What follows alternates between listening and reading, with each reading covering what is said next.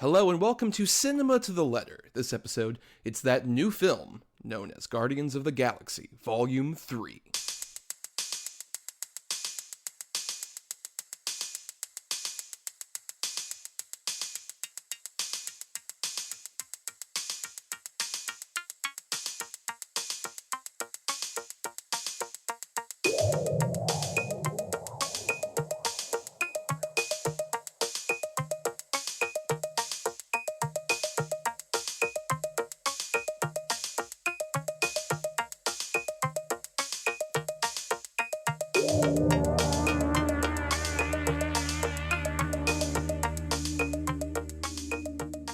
On Cinema to the Letter, we break down the very nature of cinema, letter by letter. For each episode of a film miniseries topic, we cover 6 films that fit a C for classic, I for an indie, N for new, E for egregious, M for masterpiece, and A for atypical. Because who doesn't love an acronym, am I right? I am Thomas, and this is freaking Cinema to the Letter. I am Bryan, and I am not going to start with a Radiohead reference, although it would be very on brand for me. And appropriate, especially if you do an acoustic cover that doesn't have the "what the fuck am I doing here" bit in there. Yes. But yes, welcome everybody to the latest episode of Cinema to the Letter, where we're in the middle of our Disney series here, and we are covering the N for New pick. And we were kind of talking about this off mic. When we get to our Between the Lines segment, we were kind of struggling for like a good Disney movie to recommend necessarily. Not that they haven't made anything good, but there's not a lot of like truly interesting stuff to recommend out to people, I would say, of like the recent crop of the, with our rules of 2020 forward for new picks. Bit slim pickings. It was, yeah. And this movie had come out kind of recently, and we were kind of trying to fit in at least one MCU movie because it's just the biggest thing on the planet, and it's most of Disney's like theatrical output at this point. Exactly, right. Frankly, and so because they're not, Star Wars is behind a wall. They're not coming to theaters anytime soon. No matter what they'll say at D23, it's like, oh, come, whatever. And then there'll be stuff like mostly it's some of the 20th century movies that they put out. That have been like theatrical releases, really. But most of it's been the Marvel stuff, which, we gotta talk about it. So, throughout, like, if you've heard me, like, in my journey in podcasting, where originally, I liked the Marvel Cinematic Universe movies. I was a fan. I was kind of invested in seeing them plod along. And then that changed. I'm curious, Bryan, especially, what's your history with the MCU, because I think this is another thing where the sort of age difference thing we have, I think, will be very critical, because you were actually a child when these movies were coming out.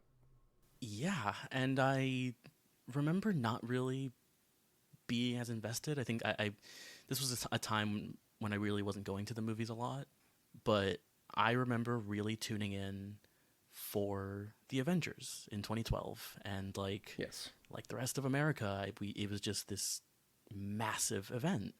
And really I had watched like the first, Iron Man, Incredible Hulk, Thor, those kind of initial ones. I had watched them at home on like DVD, just rent them.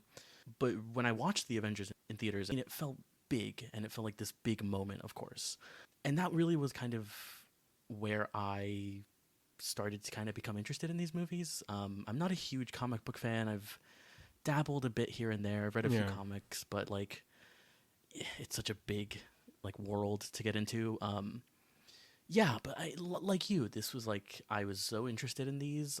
The directors they were getting to make these things were at least interesting at the time, and it was interesting to see them build this cinematic universe, and it was something that was unheard of at the time. And it just the fatigue really sets in. And we can kind of talk. I'm kind of curious to hear about when the fatigue sets in for you. I'm curious if it's similar to me, but I'm curious if it's your history with the Marvel Cinematic Universe. Well, I was in high school when the first Iron Man came out, and I remember that summer of 2008 is very crucial for like just modern blockbusters in general the last 15 years, but also for me, I was just like really invested. That was the summer I got like the Entertainment Weekly summer movie preview guide.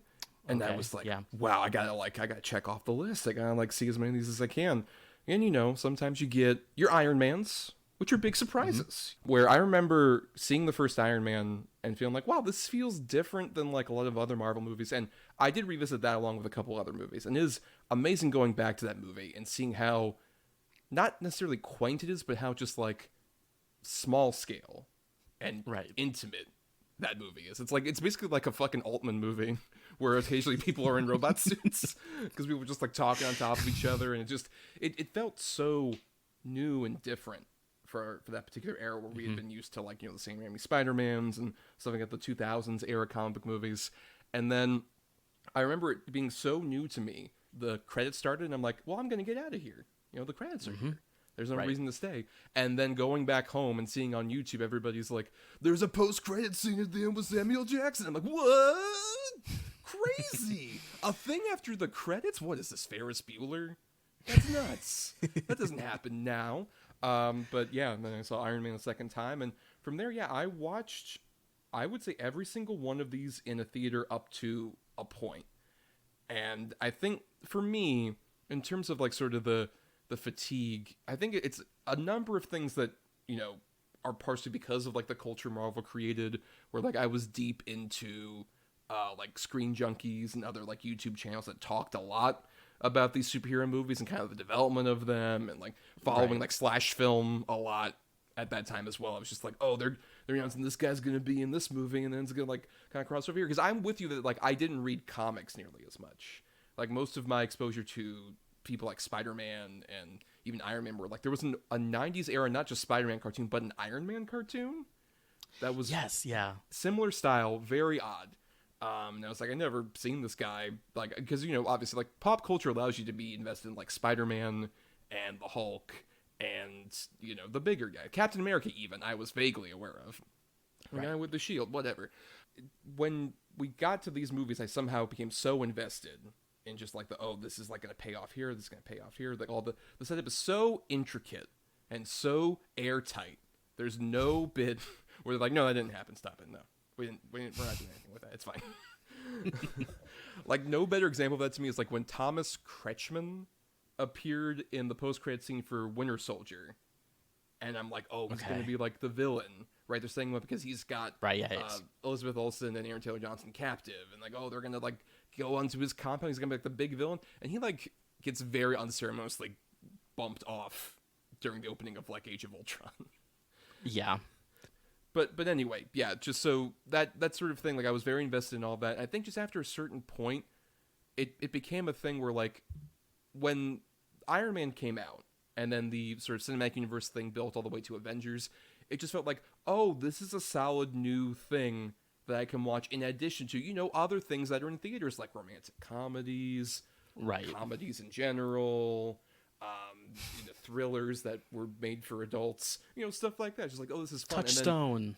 Right, exactly. And then as, you know, the Marvel Cinematic Universe train builds up and Disney acquires it, we should mention, didn't start with Disney.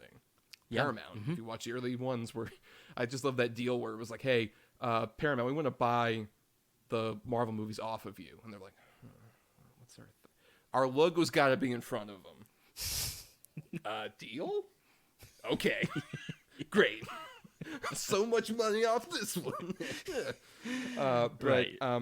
Yeah, as like, you know, Disney buys them and we end up getting like this universe building, it becomes very clear that because it's so successful consistently, a lot of other studios are trying to rip them off, trying to make cinematic universes, diverging money away from interesting movies to kind of make that. And I think that also really hurt Marvel to me, where it just becomes, when it becomes like the homogeny and just like the familiarity, it really, being wonky for me, I would say around really Infinity War, which I just felt like this is supposed to be like another big, like, everybody comes together movie, even though I hadn't loved Age of Ultron and stuff like that. But okay, Infinity War, this is going to be the big saga and Thanos.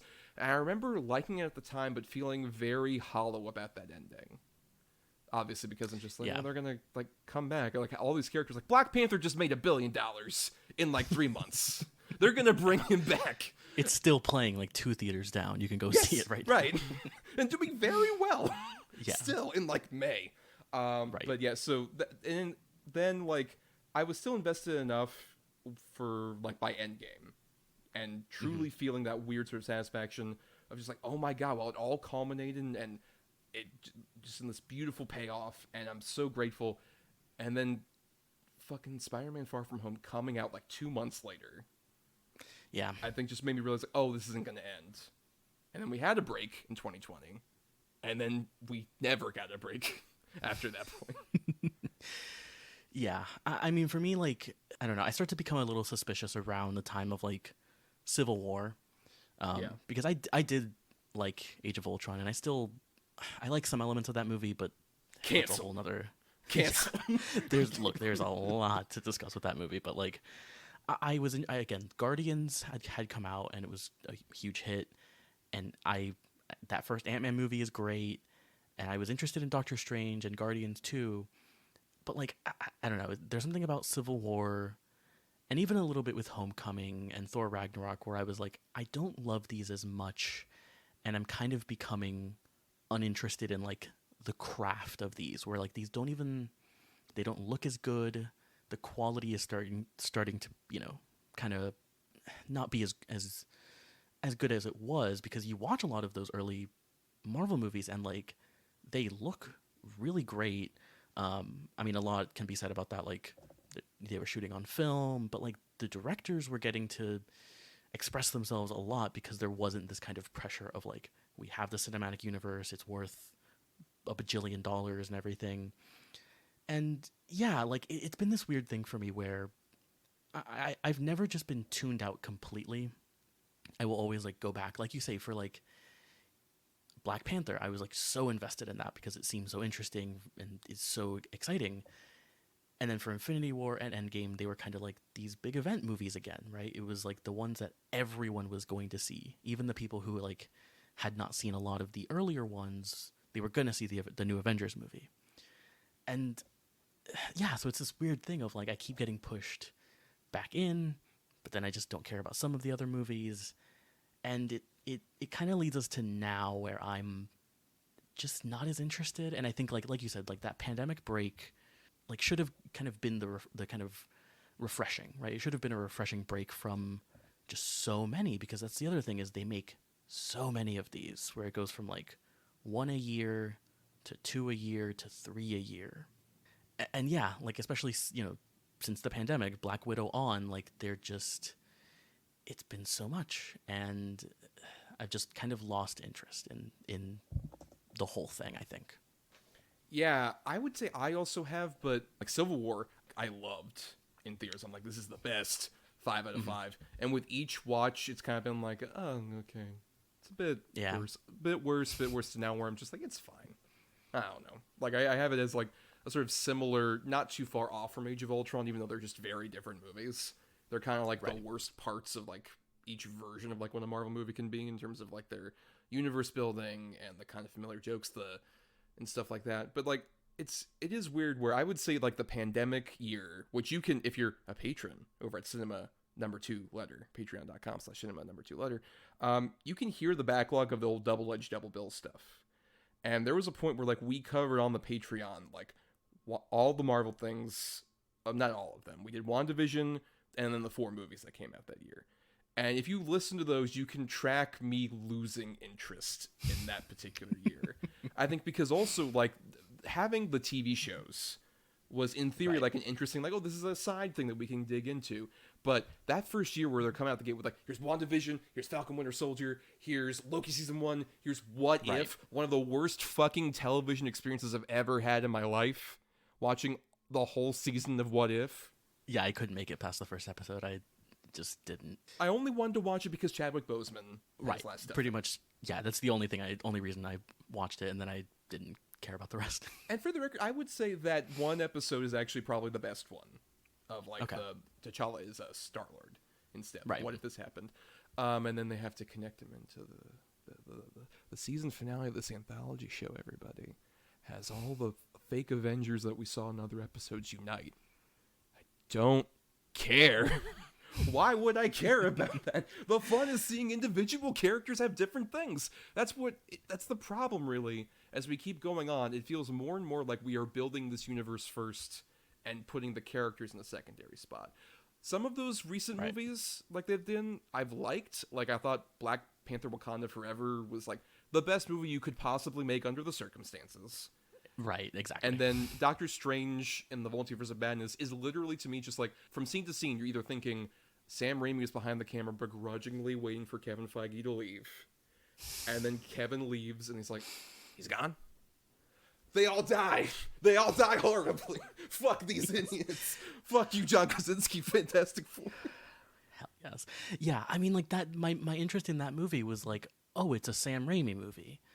I truly was not really that interested in, like, another Doctor Strange movie, although I like the first one. I think it's fine. Yeah, but it is, like, it's a Sam Raimi movie, or, you know, the first Black Panther movie, although I think it suffers from a lot of the problems from a visual effects standpoint. Like, I think that movie doesn't look as great, although, like, the production design and everything is incredible. I think it's where we start to see the problem that we kind of have now of the Marvel visual effects teams, which they should unionize, by the way. Yeah, for sure.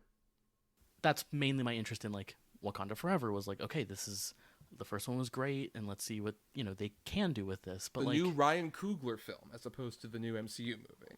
Exactly. That as well, where he is a really great director, and he's one of the filmmakers who has kind of had a natural progression in the MCU, right? He goes from Fruitvale Station to, you know, to Creed to this, right? As opposed to having a small indie movie that barely anyone sees and then making a $200 million blockbuster, which is industry-wide, to be fair, at this point. I don't know. I think you can still point to a lot of the problems with major modern blockbusters do come from the MCU, as you can see from that Variety article that hit a few weeks ago in our recording time, which just details a lot of the problems that seem to come from, like, their slapdash efforts and, you know, just mistreating very talented directors like Nia DaCosta, or you know, just other stuff like that. And it's troubling because, like, there's still a part of me, Ryan, that wants to see, like, oh, you know what, the MCU is going to make another, like, amazing run of movies. I will say, at least, you know, spoilers, we're going to be talking about what I think is easily their best movie in quite a while. But I think I want to have that hope that they can somehow do that they can maybe, like, slow down their production, maybe do, I don't know, 1 or 2 movies a year, maybe a TV show that you put all your resources into. It's weird how the MCU kind of feels like the sort of master of its own demise, where starting out, they were the underdogs. They literally took out a loan from Merrill Lynch to, like, own their characters and put their characters as collateral. So there's an alternate universe where we're watching some fucking Thor movie is sponsored by Merrill Lynch.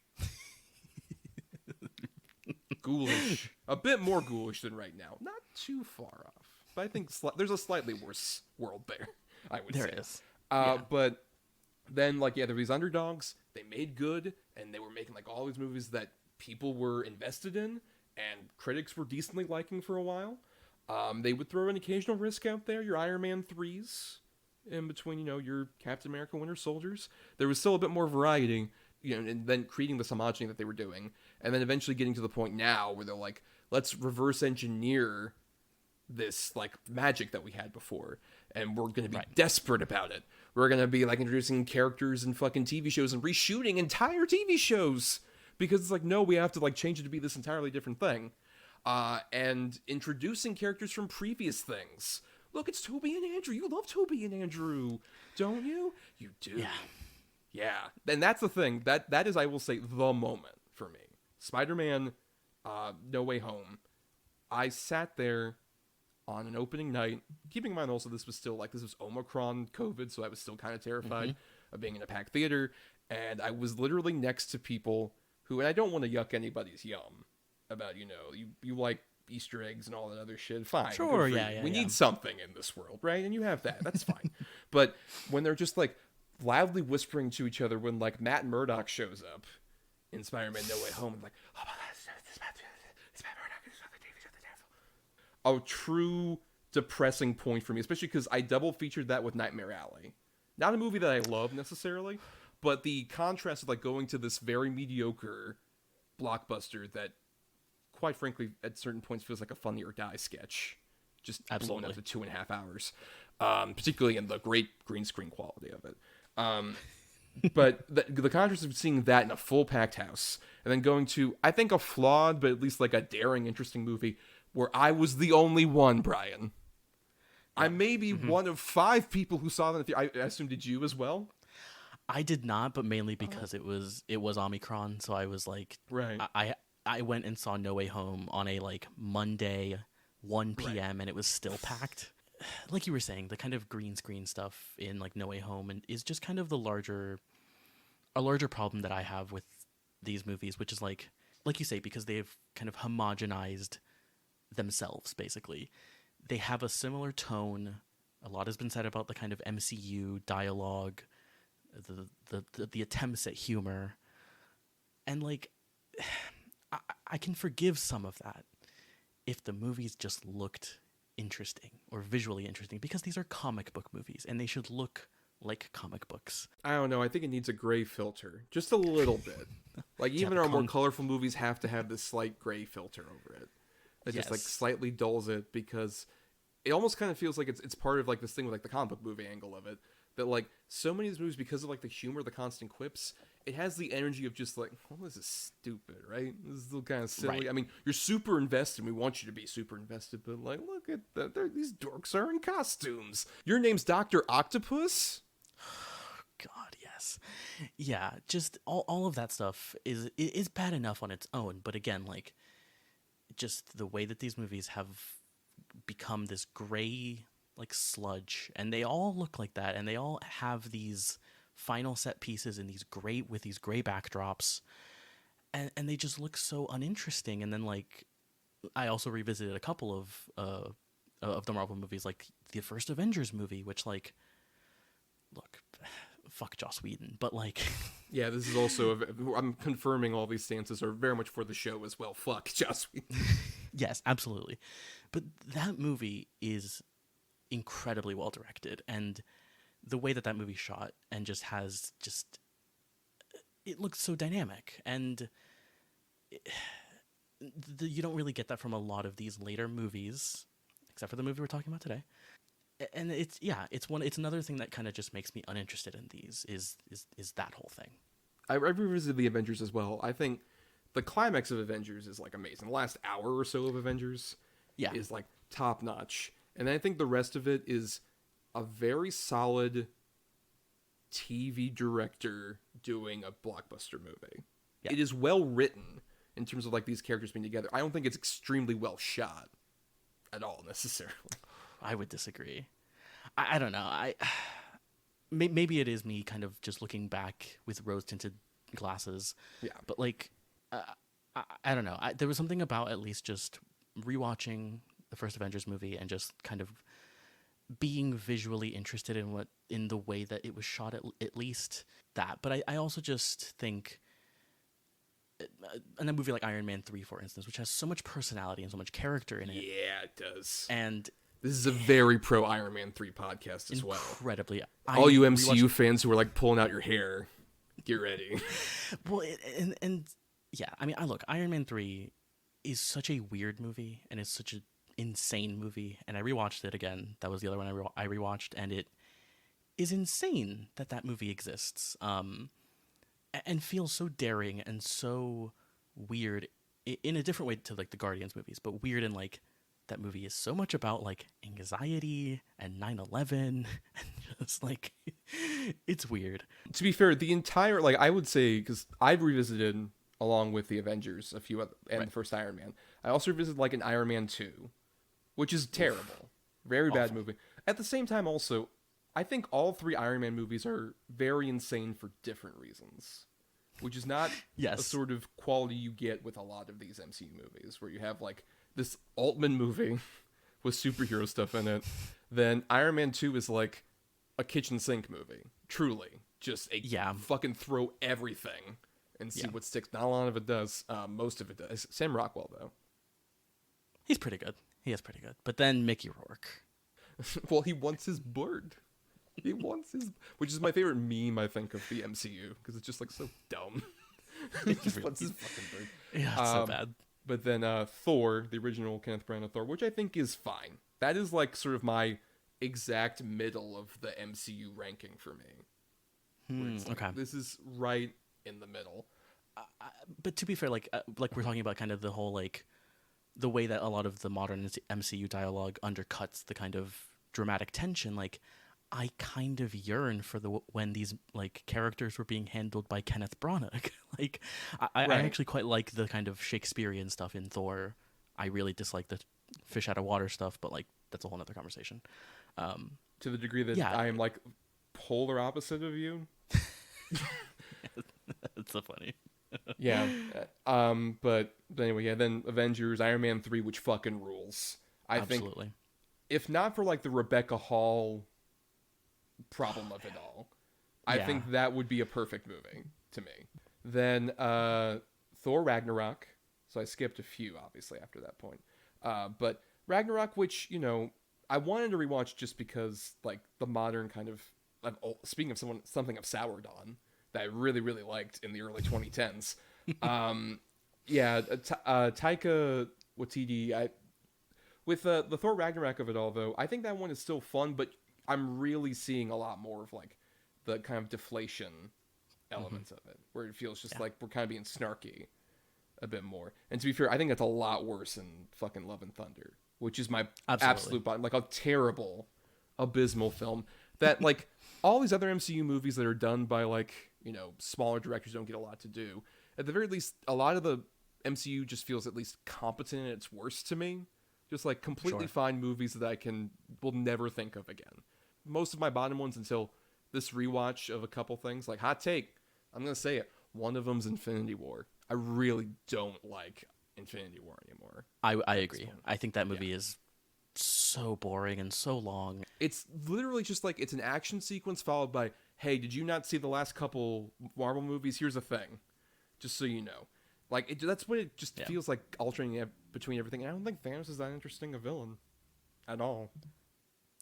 Yeah, I mean, I think he's fine. He's nowhere near as interesting as, like, some of the better villains, of course. Like, I mean, we'll talk about one today, but, like, even, like, Loki in the first Avengers movie, or, you know, Mads Mikkelsen even in, like, Doctor Strange is better, in my opinion. And, like, speaking of Infinity War, I guess this is also just where we kind of... the Russo brothers. Right. Because they have been kind of another reason why I think these movies have just been... have gotten worse. And, like, look, it's funny because, so... I did a viewing of Community, and like I kind of finally watched what the Russo brothers did before the MCU, because I didn't really know who they were. I didn't really know that they had come from Community. And I mean, we talked about this, but like there are episodes of Community that are directed better than either of the Avengers movies they've made. I just find them to be so incompetent as directors. And especially with something like Endgame and Infinity War, like they just really suck all of the life out of all of it. Like just the way they're directing things, they are kind of, I think, the kind of gray sludge that we kind of talked about. Like those movies are really bad. Like they are just really hideous looking movies. Yeah, and I've just been really uninterested with them as directors, and yeah, it's one of the reasons why Infinity War just doesn't work in my opinion. Yeah.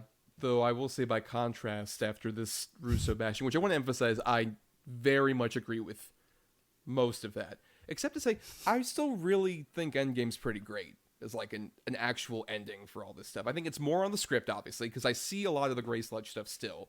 It's almost as if I think this cast and the script and just cultural sort of interest in this movie is blocking them from going too terrible. They're still just, we gotta be a bit terrible.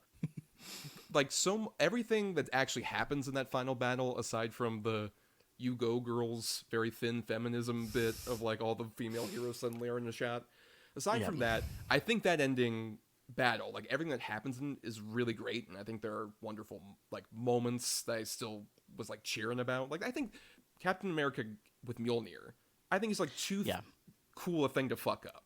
That's the thing. It is. That is the thing, right? With that movie, where you're just so inherently like invested because of it's the culmination point. All these characters finally together, even though all these actors weren't in the same room together. But whatever. What are you talking about? No, I totally believe that Brie Larson was in every single set of this movie that she appeared in.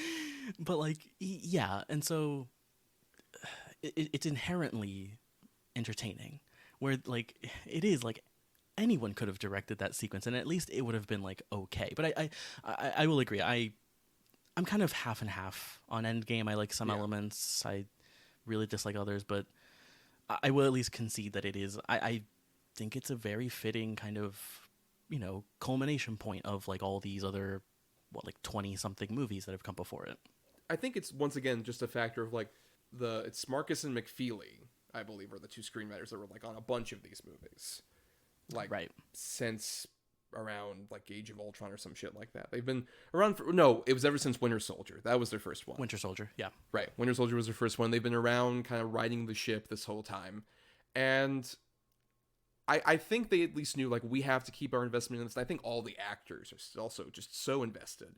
Like, I love all the scenes. Like, the best scenes in that movie aren't really in the battles as much as just, like, Tony meeting Howard Stark and them talking briefly. Just that weird magic of just, like, you get to meet, like, your parent who died.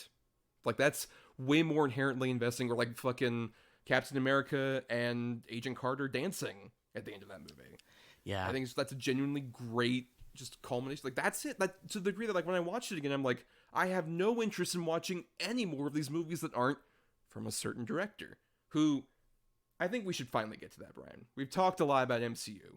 We'll still be talking about the MCU, I'm sure, in comparison to one of the more recent efforts, Guardians of the Galaxy, Volume 3. We were gone for quite a while. But no matter what happens next, the galaxy still needs its guardians. Hello, we come in peace.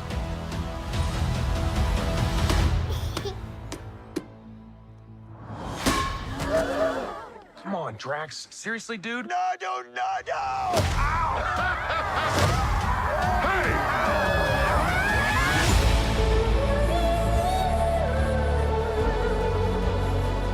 Don't forget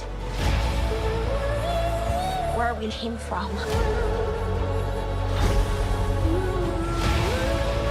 We have been running our whole lives. Pete, I'm done running.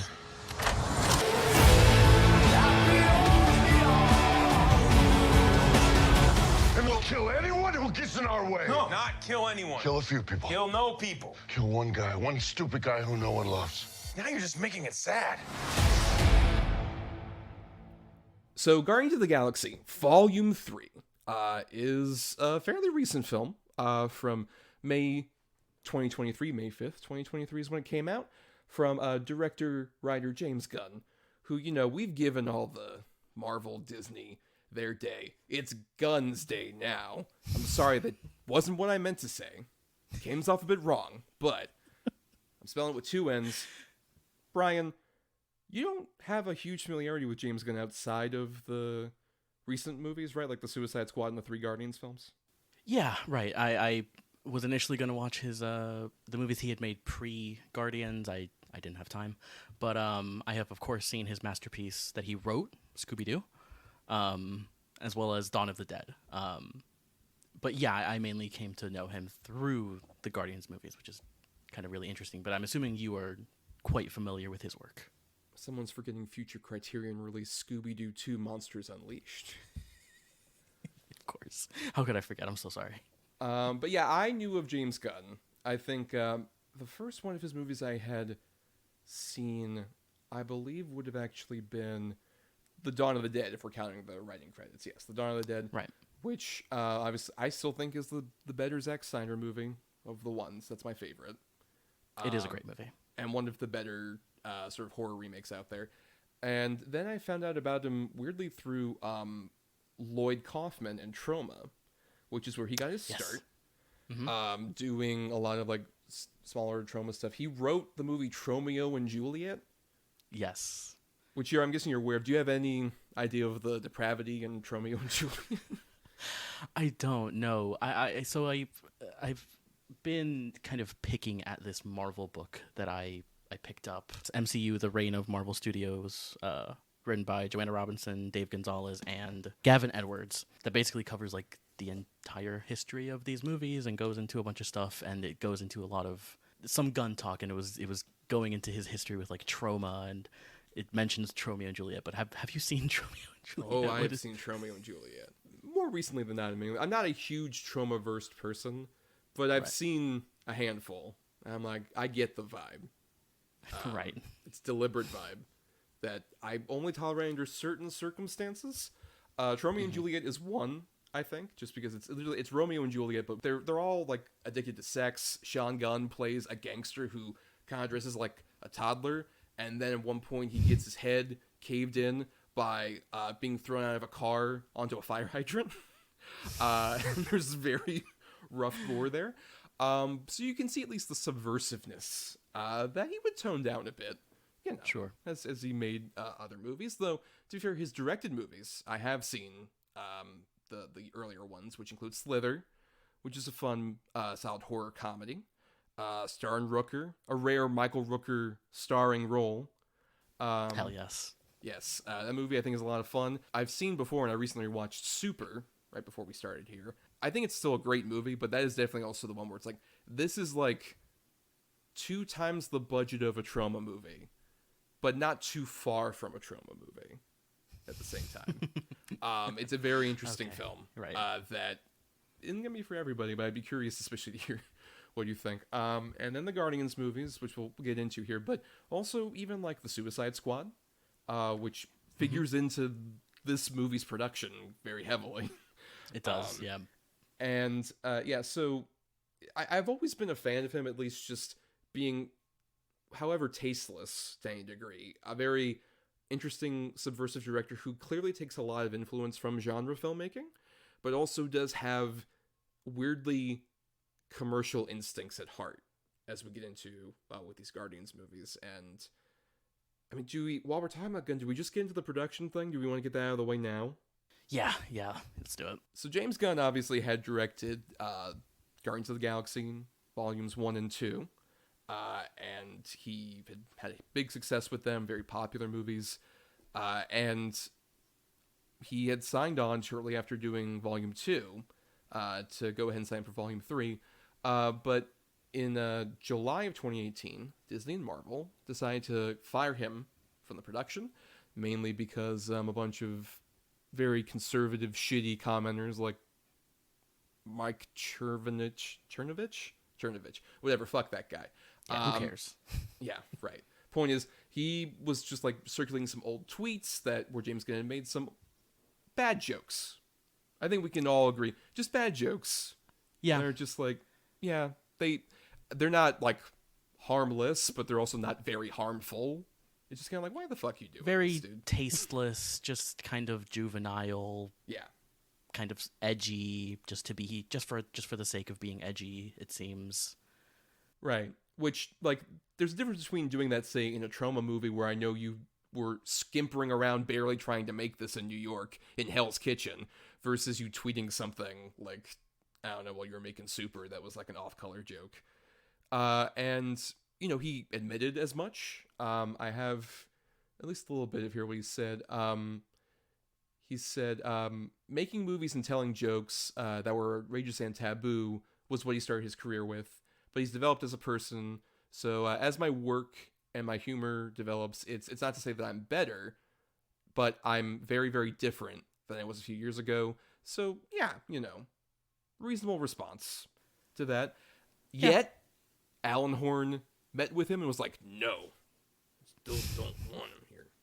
I'm Alan Horn, and I know what he sounds like, because he's a very public figure who's not shadowy. So that happened July 20th, and then on July 30th, the entire Guardians of the Galaxy cast had a huge open statement saying that, quote, "We fully support James Gunn. We were all shocked by this abrupt firing last week and have intentionally waited these 10 days to respond in order to think, pray, listen, and discuss. So they weren't happy. I wonder who added the pray, by the way. I wonder who on that cast. You think it was Vin? We gotta pray for this. Oh, to be familiar. But yeah, so they were not happy, and then Gunn did get an exit settlement that wasn't disclosed, somewhere around $10 million from rumored trades. So he got that bag, and then got to eat his cake too, which is so fun. Yeah, so he exits, and then he goes on to make the Suicide Squad while he's in production on that. At the same time, people in the backstages behind Alan Horn are like, guys, I don't know, maybe we should get him back. I don't know if this is going to work out without him. I think we kind of have to have him back. And then he goes off and makes the Suicide Squad, and then the pandemic happens, and he writes Peacemaker, and then he makes that. And then finally they're like, okay, you go ahead and finish the movie, right? And we're friends, right? We're still going to be friends? Sure. Yeah. Yeah. Totally. Anyways, I'm going to be the head of DC now. Well, no, wait. I think that didn't get announced until after he shot it, right? This was like late 2022. Yeah. So like he shot the movie. It's like they have to make it. And he's like, by the way, I'm with DC. This has been a whole thing in my contract. It wasn't in our exit clause that I signed fully. And so, which we're not going to get too huge into because nothing's happened yet. He's going to be making Superman Legacy, allegedly. Yeah. He's working on it right now as we speak. Hopefully. I mean, because it's not like he almost got a thing canceled that he was involved in from David goddamn Zaslav a couple weeks ago because he co-wrote and produced that fucking Coyote Acme movie. Right. Yeah. Yeah. And I love that he didn't respond at all on social media until like the day it was announced that like, just kidding, it can come out. They can sell it to other people. We're just kidding. He just posted like a Wile E. Coyote like with a spigot fire with like a little weenie on it, like being happy. That's funny. Yes. But yeah, so this whole thing was fucking ridiculous, right? You remember this? It is. It's like an insane thing, and like obviously those the jokes he made were horrible and anything, but like it is the whole thing was stupid, and it is just insane to think that they were ever even considering moving forward without him, because like these movies are him, like they are made by him, right? Like they are kind of. There have been other instances, I think, of like directors kind of bucking a lot of the more kind of trends of the MCU, right? Kind of making kind of really original movies within this system. And he made 3 of them. It is such a weird thing to think about. And like, I have other issues with James Gunn. I'm not sure if you know about the kind of writing incidents with the first Guardians of the Galaxy movie at all, but whole thing. Nicole Perlman, right? That whole thing? The whole Nicole Perlman thing. But like, it is just kind of insane, the whole thing of him getting fired, rehired, and then working for the other team now. Well, having worked once for the other team, which I love too. Where it's just like that's literally like, I think part of Disney's thing when they bring him back, just like, well, you had your taste of other like fish in the sea. Yeah. But you can come back home, right, baby? Yeah, I miss you. Come on. And then but they're texting the other one just give me like 9 months. I'll get out of here. Yeah. But yeah, just a crazy set of circumstances where he gets to finish his trilogy and also gets to like he makes the Suicide Squad, which I think is a very good movie, a great modern comic book movie that like I would say a great one. As much as we talk about the fatigue of just this whole genre, I think that's one of the more interesting ones, and really gets at like, we'll talk about kind of what makes James Gunn so good at making these specific kinds of movies, because they're kind of, the Suicide Squad and Guardians share a lot of similarities, but like, hell, Suicide Squad wants to share a lot of similarities. Suicide Squad 1. That's true. Yes. It was like literally like, at least it was made as a different movie, and then they're like, oh, we gotta make this like Guardians of the Galaxy now. Right. Yes, exactly. Yeah, but it is just so interesting that he now is the head of DC, even though he got to finish his trilogy, and it is like this fucking great movie that we're going to talk about. Yeah, for sure. But, let's, I guess, generally talk about at least the first two movies in a bit more detail. Right. I mean, I'll just say for myself, no spoilers, the top 3 MCU movies for me are these 3 Guardians movies. Just in, like, varying orders. Like, I would say, I'll just say it right now. I would say the first one is my third. I think still a great movie, but is the one that feels the most, like, Marvel handled. Mainly in terms of, like, the grayness of it. That's the grayest one out of all of these. Yeah. It's a very fun movie. I love it, but it's still just like that makes it just the default bottom. Then I would say 3 is my number 2. And then I think number 1 is truly Volume 2, which I think is just like an amazing fucking just weird science fiction movie. Because that's the thing is like these movies are MCU movies. The Guardians technically are superheroes within the galaxy. But like this is a fun sci-fi franchise. Especially like coming out like right before Force Awakens comes out. Mm-hmm. That I felt more attached to like a Guardian just because it felt like such an interesting discovery given the comics were not very well known, which is the only reason why I could go over to Epcot and ride a Guardians of the Galaxy ride and then be like, hey, where's like Captain America? Like, shut up. Or Islands of Adventure, they're not here. But yeah, they were such interesting, obscure characters who really just immediately attached to audiences. Like, my mom has never seen any of these movies except the first Guardians. And she loved it. She thought it was, like, fun and weird. And, like, that's the thing. It's, like, it's such a great blockbuster crowd pleaser movie that's also fairly weird. But then Volume 2 is, like, so weird. It's truly an insane film that I can't believe cost, like, what, $200 million they gave it to him to do that?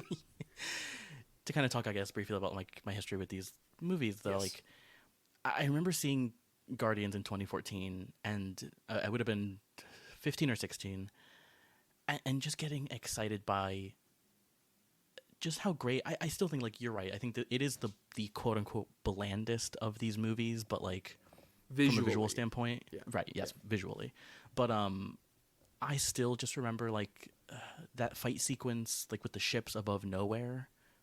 And just being like, oh my god, this is like incredible, like big scale sci-fi action. And it was before Force Awakens had come out, and my little 16-year-old brain was just like, I can't wait to see what Star Wars is gonna look like. And my but also, college self just like, I can't wait to see Force Awakens. Everything. Yes. Yeah, but also like it is so interesting to think of when the first Guardians movie comes out and how. Just again, a lot of in this book, I did read a chapter on Guardians. I'm kind of jumping around in the book, but like a lot of in that chapter, you get people being like, I don't know if this one's gonna do well. Like, are people interested in a talking raccoon, in a talking tree? And as a nerdy teenager who cared about like, box office and like just all this stuff, I was kind of thinking like, yeah, is this gonna do well? Do people care? But of course this movie does well because it's so fun.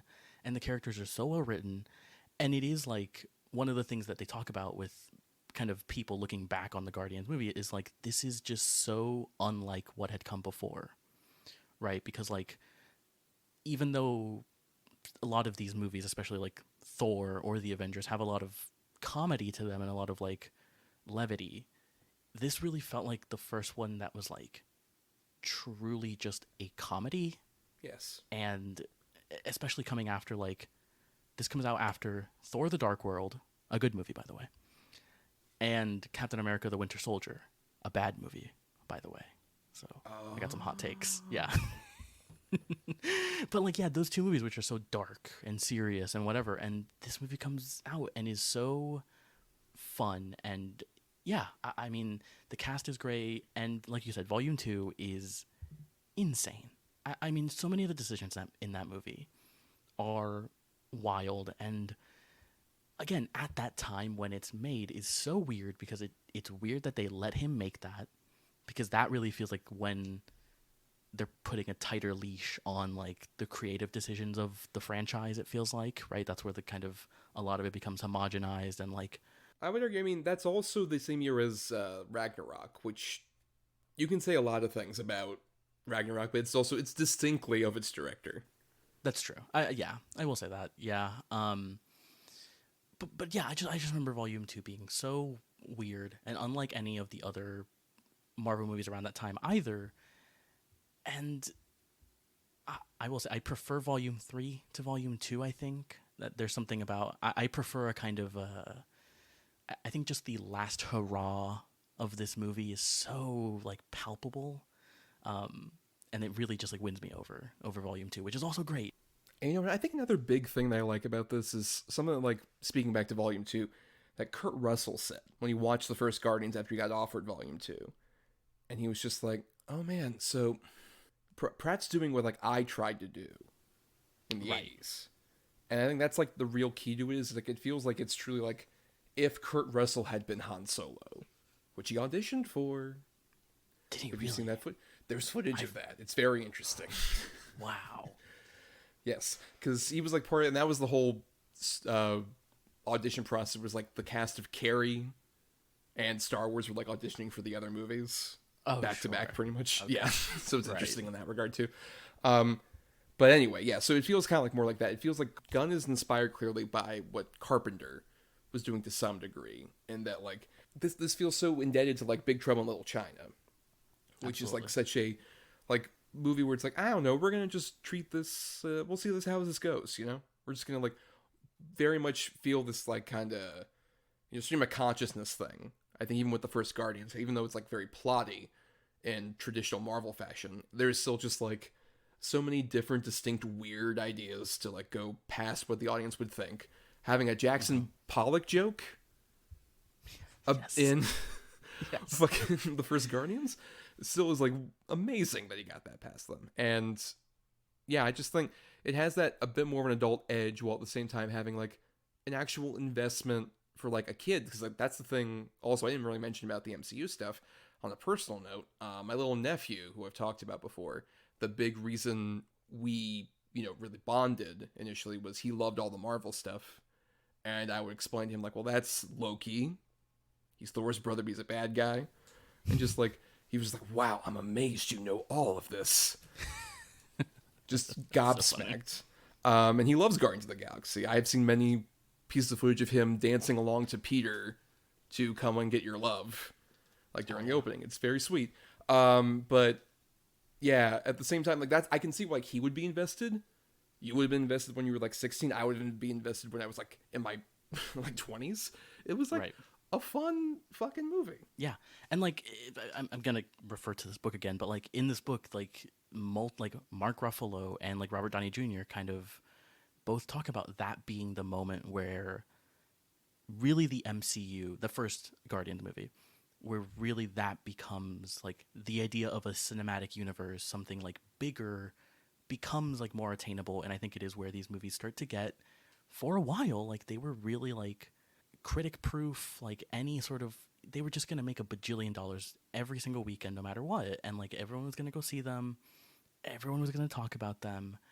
And I think a lot of people talk about the Guardians movie being the one that like proved like, see, we can do this, we can do even the crazy stuff we can do, and people will come out and see it and be interested in everything, which is it's what makes these movies so great. Also, interesting factoid is that that one came out early August, which is usually like the sign of like, oh, this is the desperate blockbuster at the end of the season. Right. Doesn't know what they're gonna do, and they just fucking ate up through like September of 2014. It was wild. Yeah. Just how much creative freedom I think Gunn has given with these movies is so interesting, and really kind of allows him to put a lot of like what you were talking about, just a lot of the character stuff in here is so weird and would feel so out of place in terms of the other Marvel stuff. Yeah. Well, let's get talking more specifically about Volume 3 now. Yes. It's about time. Please. We're almost an hour into this. So let's talk about the movie. So Volume 3 here obviously starts off where following not just, we should mention, Volume 1 and Volume 2, but the holiday special, which you have not seen out there, is great. Yeah, I was not able to see it, but I've heard it's good. It's also very crucial because I'll say this much. You know the line in here from Mantis about being Peter Quill's sister? Yes. Right, that wasn't revealed in Volume 2 to any degree. Right. But yeah. in the holiday special, that's the crux of the special. Is like it's her talking to Drax about like, oh, I haven't told Peter yet, but he's my brother, just because he was my father and all this. So it's just like, well, you got to get him a Christmas present. He loves Christmas, and so their idea of a Christmas present is to kidnap actor Kevin Bacon, who's his favorite, Of course. from Footloose. It's a very sweet, wonderful holiday special. That also is just like a great. It's a reason why like Mantis, who I liked in the second movie, I think is phenomenal in this movie. I think Pom Clementif is such like a fun character amongst obviously everyone else here who they're all living on nowhere now. They've taken it over as seen in the holiday special as well. And they've made a little community and all that, but obviously there's somebody missing. We have Drax, we have Nebula, we have Cosmo, we have Kraglin, we have Rocket Raccoon, and we have Star-Lord is also there, but somebody's missing there, Brian, as seen in 2 Avengers movies that most people saw, but right. But like at the same time, if you are just a Guardians person, I'm sure you're very thrown for a loop to realize that Gamora's not here because she died in Avengers Infinity War and came back in Avengers Endgame, but as an alternate universe version of herself from before the first Guardians happened. So she's like, I don't know, Peter Quill.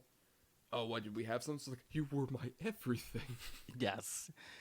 And there's just that great scene later on where he kind of explains all of that, but like very quickly and with the energy of like, yeah, that bullshit happened. Anyways, what are we doing here? Like, it's great. And yeah, I mean, like just that is it's one of the kind of cool things, but also kind of frustrating things about having a cinematic universe is like you explaining that, even though I've seen that movie, I'm thinking, God, that sounds so dumb. It's so silly. Yeah, but especially, I don't know, particularly in, I think, Infinity War, where one of my big problems with it is I hate the way the Guardians are written, aside from, like, Rocket and Groot, who are, like, fine, there's subplot where it's like they're helping fucking Thor make an axe with Peter Dinklage, sure. Yeah. That's weird. Okay. That's interesting. But then, yeah, the fucking Star-Lord gets character assassination fully. Mm-hmm. I'm very firmly in that camp. Gamora gets literally thrown off a goddamn cliff because her daddy was, the worst person in the world who committed horrible genocide. But he's just like, but, it helped out, right? Great motivation. I love that, right? I feel so invested in that character.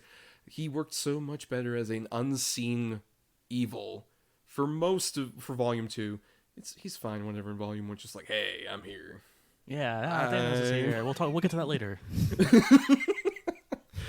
But yeah, just I hate the way that they're written in Infinity War, and then Rocket is very well done. I think in Endgame, I think he's like a solid addition to like the rest of that cast, and I think fits very well. And as performed by, everyone loves talking about Bradley Cooper. We love Bradley. Great voice in this movie, in all these movies, phenomenal. Unlikely voice, because I remember around the time I was hoping for H. John Benjamin, like before Guardians came out. That is a pretty good choice, actually. Would have been like, I still think even if you did the same thing, I think H. John Benjamin would have handled it. He could do it, yeah. And I mean, but it is also another thing of like, I forget all the time that Bradley Cooper is in the MCU, like all the time. I'm just like, oh yeah, Bradley Cooper is in the MCU. But as you were saying, there's another performance here as Rocket. Yes, Sean Gunn, who obviously brother of James, but a very good actor. Like he's not like it's not a nepotism thing. He's a very solid actor, especially in these movies. I've heard he's great on Gilmore Girls. I've never seen that. I've seen like one episode of Gilmore Girls. Right. He was not on it. But yeah, but he is at the same time playing Kraglin, who's a very interesting side character who I never expected to feel invested in. I love him in this movie. I think in Volume 2 and this, I love him dearly. And also the holiday special is very, like, he brings that same energy to it. And he does such a great job with that, but also at the same time, he is doing a lot of the motion capture and on-set work with the actors as Rocket. and also does the voice of the youngest Rocket who can talk. Oh, that's He's cool. talking like this and He's whatnot. just adorable. Because admittedly, like I love James. I listened to the commentary because I have the 4K Blu-ray, and James Gunn was talking about, which I would recommend. I love audio commentaries. I feel like they're dying. James Gunn is keeping the commentary alive. I love his audio commentaries a lot, but especially on this particular one, he talked about the fact that like Sean is, you know, like so crucial to all the actors. Just need to be able to see something, right? He just like they have to be able to have some kind of interaction, and you see on set stuff of him acting with the actors. It's like, no, he's invested. Like I saw footage of him with Linda Cardellini, who's in here, MCU wife turned Lila, and he's given his all on that motion capture stage. And you can see how much of that also influences Bradley Cooper's performance. Did you watch any of the like behind the scenes footage of making this? Because I watched I watched this on Disney Plus, and they have like the assembled like making of documentary thing. Did you watch that at all? There was a couple featurettes online that were like 9 minutes, a gag reel. Oh no, this is like an hour long like documentary. Oh right, the Disney Inside, right? Yes. Yeah.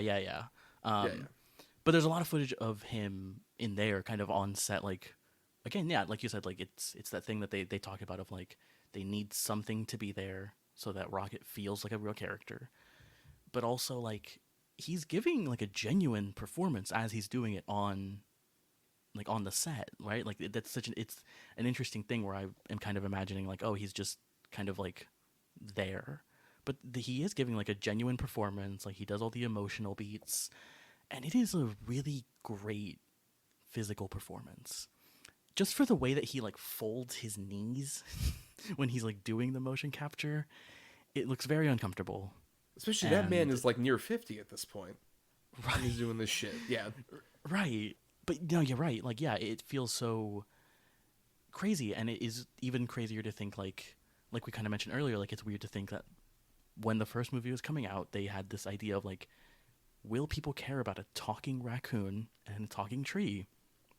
And here we are in Volume 3 where Rocket is this like a full character. You could not really tell a difference between him or like Pratt or Batista, right? He feels like a real character who's just in this world.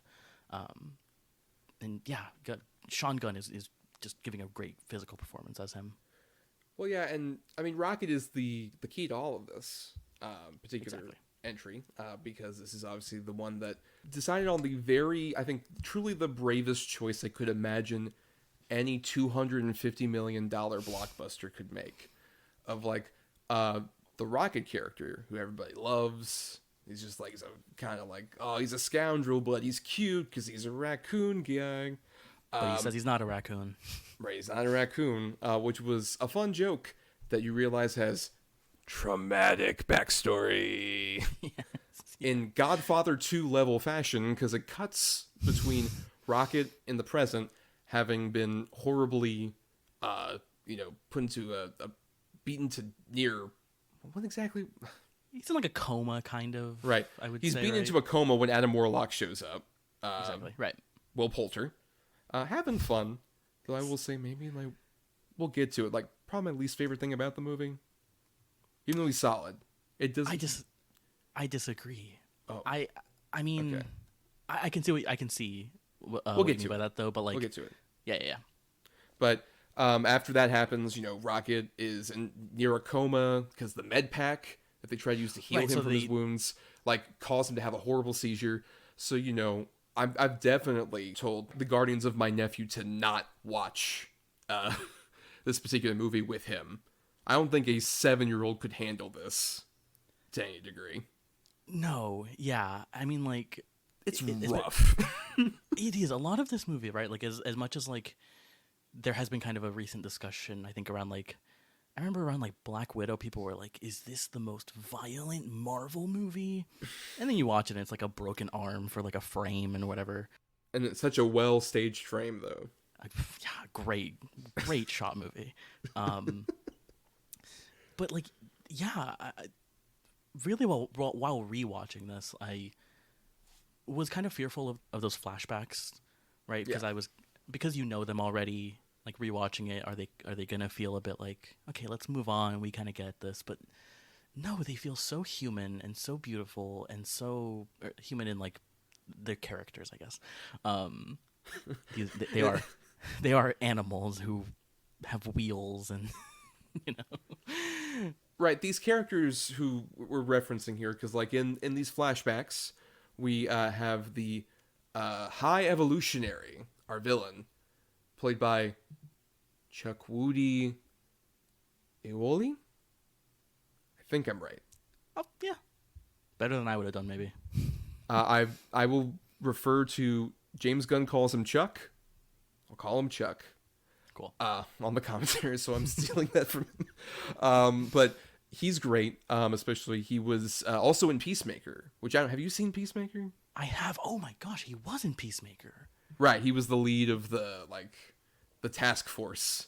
Right. Yeah. He's really fun in that. Really, Yes. really fun miniseries thing. Well, it's supposed to have a second season. I don't know though. It is, but I don't know how. Who knows what the fuck is happening out? Because there's also an Amanda Waller show Brothers. happening or something. That's Yeah, maybe. I don't know. I don't think Viola Davis signed the contract for that yet. But this fascinating character who is responsible for like this horrible thing that happens, which I love that they obviously in the MCU there's been a kind of trend. We'll call it Killmonger wannabeitis. Where a lot of characters who want to be like, oh, I have a tragic backstory, so you can make sense of my evil.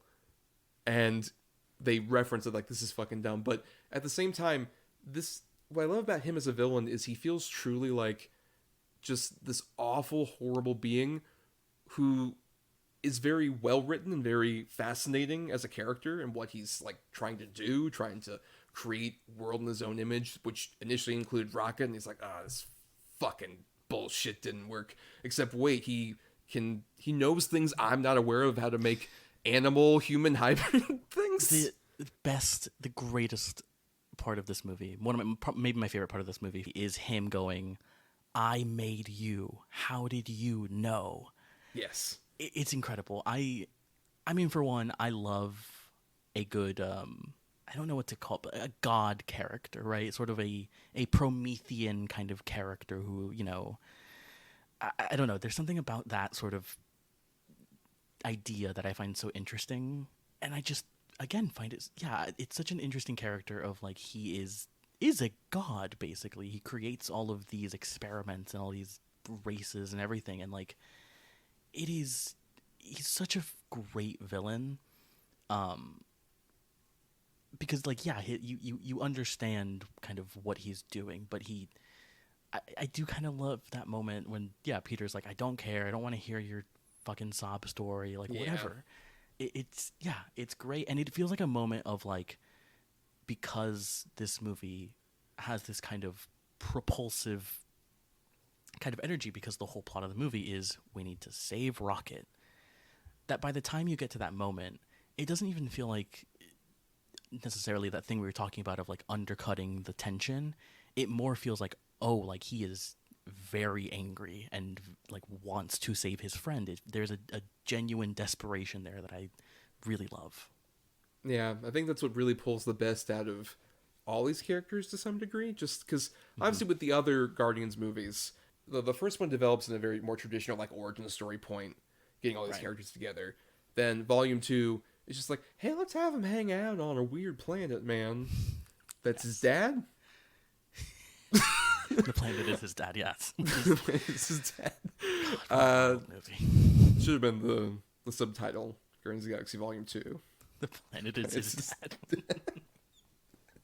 But having like that kind of like hangout movie, and then like you mentioned, this movie having like, we have so little time to make this work. We are on a desperate point because Rocket could die at any moment. And at the same time, keeping those stakes in mind, they also don't forget to be these characters, which is to say, kind of like fuck-ups. That's like the charm, is that they're all fuck-ups who fucked up in various different ways, and on the mission do as well. While at the same time, like having room for like the weird aesthetics, like our backgrounds both are reflective of like probably my favorite sequence on like a sci-fi level with this movie, of just like They're going in their spacesuits that look like 2001, but it's the whole Rainbow Collection. Yeah. And onto a flesh planet that is like the headquarters of a corporation. The High Evolutionary has just as like the thing to fund his fucked up research. Right. This is like his Elon Musk, like SpaceX. And the way that James Gunn described like the look of it is it looks like you're inside a colonoscopy. Yes. If you're walking through it. Yeah. Well, also shout out with sets that look a lot like the original Supergirl movie from 1984. Oh, like there's an identical. That's like the location where Peter O'Toole and initially Supergirl are, and she has to leave, like, go to Earth and find the crystal or whatever the bullshit it is. But it looks like that lobby. They're like home base. Okay. I mean, while we're talking about the sets, I will say, like, watching that behind the scenes thing, the sets of this movie are incredible, and like, Yes, because they built a like the Nowhere set is a like huge set. it's like 4 stories tall. Yeah, like three or 4 stories tall, and like all the rooms are modeled. Like you can go in, like you watch James Gunn like map out the Adam Warlock opening sequence, and it is incredible. And it, again, like this thing we're talking about of like the way they're shooting Avengers Endgame, where it's like a fucking warehouse in Atlanta, and like none of the characters are in the same room. It's all like blue screen or whatever. Like there's such a tactility to this movie still, where very little of this has the kind of sludgy look that we talk about. Like a lot of it is because of just how ambitious this thing is. Like it as much as we talked about like how much like these characters are on a mission in this movie, it's a 2.5-hour movie. There is like a massive scale of this movie. But I just love like just all of the sets look so incredible. And it's just that, yeah, just that tactility that I love and I miss from these movies. That's also is a lot to say of like not just the practical sets, which are amazing. And Disney, I would love to go to some place that had a Guardians of the Galaxy land. Yeah, They have the fucking Tower of Terror thing. I forgot what, like Guardians of the Galaxy Mission Breakout, which is like the ride that's over in Disneyland. right. Yeah, I think that's the thing is like those aesthetics I think are a lot because of those sets, but also just the practical nature of like the costumes. Like I love your background is of Nathan Fillion and his crew in these fucking like flesh giant suits that look like Yeah, what did they... Please help me describe what these look, because I had thought they look like... They're called the Orgo Sentries, by the way. Yes. Which is a fucking cool name. But they look like... They're like Clayface, but like fleshy. yeah, it reminds me a lot of the Butterball Cenobite from the Hellraiser series, who has a very similar shape, but it's like if you pulled off his clothing. This is what he would look like underneath. These organic, literally organic looking costumes. They're so odd and off, but also the makeup in this movie. The big thing about this movie is it broke the record for the most practical makeup effects. That was for previous record holder was the Jim Carrey Grinch. Yes, because everyone in that movie is a Whovian. Is that the term, Whovian? I'm sorry to the citizens of Whoville. Cindy, we apologize deeply. That movie also, that was nominated and won a Best Makeup Award, fairly. I also think this one might deserve it. Absolutely. What is the makeup competition for this year? Well... I think Beau is Afraid is one for me. I think Beau is Afraid is some of the Beau best is Afraid makeup. is one. I would say, someone a lot of people have been talking about this on Twitter recently, but the makeup in Oppenheimer is great. True. Like it's great old man makeup and like kind of de-aging. Some of the best, considering that's usually terrible. Absolutely. Yeah. Yeah. I mean, Asteroid City, but I feel like that's just, I mean, that's Wes. Like, Priscilla, you know, probably. Priscilla, of course. Barbie, right? But like, right. I mean, it is just like, it reminds me, and this whole franchise kind of has that Star Wars kind of energy to it, of course, which Gunn is clearly like inspired by, but like, this movie feels like it has a lot of that in like just the background characters, and just like you'll notice someone in the background be like, that guy looks fucking cool, and you'll just like rewind just to look at like a guy in the background, and there's so much of that in this movie. The whole planet that's made of fucking animal hybrids. Yes, it's so good. just such weird, distinct makeups. There's a parrot lady. There's some rabbit parrot people. lady. The vampire bats. Yep. Who are like are the people who give us the exposition of where we need to go, but in this language that James Gunn wrote at least 150 words for this movie, apparently. Not a huge language, but that's conversational. Yeah, Including, like, absolutely. A big thing, the word jube, which becomes crucial to our climax, is friend, but if you say jube, you're just like, we're friends. But jube is like, we are best friends. Oh, okay. Yes. I've learned so much about a language that I can't use, but... Oh, yeah, that's so funny. But yeah, I think that tactility, like you were mentioning, really benefits this in a way that, like, you mentioned Star Wars. Mm-hmm. I am someone who thinks the sequel trilogy almost has a similar track record. We won't go into this too much because there's a whole Star Wars season that looms over the horizon. Like, at some point. I had a similar track record that I really liked Force Awakens and especially Last Jedi. And this is easily, like, everything I would have hoped and dreamed Rise of Skywalker never could ever be. Right. I mean, like, the really great thing about this movie is that, like, and these three movies is that all three of them are so different from each other in, like, their locations, in what they are showing you, in their aesthetics, in, like, their, like, you know, I mean, they're all colorful movies, but, like, this movie has so many weird stuff that, like, we've talked about, like the flesh planet and the humanimals is what they're called, the counter Earth planet, but just like that variety, right? Like the variety of, like, locations and all of that stuff. Yeah, that's kind of like the thing that you want from Star Wars. You want to see, like, weird planets and weird creatures and aliens that you've never seen. And yeah, these movies, like, are really interesting in that sense. Yeah, and you know, I think we gotta pay some respect to somebody. Very crucial. Okay. Mr. Dave Bautista, we have not talked about nearly that much. And one Drax. of my childhood heroes. I was a huge wrestling fan as a kid. Oh, right. Yes. Very big into WWE and WWF. And I loved watching Dave Bautista. He was one of my favorite wrestlers as a kid. I just loved him, and getting to see him, like, transition into, like, movies, and in all of these movies he's really great, but really getting to see him become, like, a real actor, you know, so to speak, where he is, like, in more dramatic roles other than this, is great. I love it. The big thing going into Guardians of the Galaxy, I remember, is a lot of people, along with what you were talking about, like, is this going to hit? And, like, Batista being like, oh, okay. I mean, sure, the guy, he was, like, in The Man with the Iron Fists previously and stuff like that. He was the true surprise to everyone. It's just like, this is such a wonderful comedic performance. It's played so straight. Great makeup on his character. So memorable. Mm-hmm. He just looks like this big, like, grayscale man who just has a hearty laugh and all this other stuff. He's very charming. Just the brief bit after they get through this ship, the meat flesh ship, and they're all inside. And Mantis, by the way, lands, like, on her neck, which is, like, a great stunt. I'm just like, Jesus Christ. That's brutal. But then, you know, Nathan Fillion comes in and all this other stuff. But then the bit where Drax is off to the side while everyone else is just talking about, like, oh, we're all, like, angry, and someone's talking to Mantis. It's like, are we angry? Mantis, you asshole! Yes. That's my favorite, I would say. Do you have a favorite Batista bit? Oh my god, there's so many.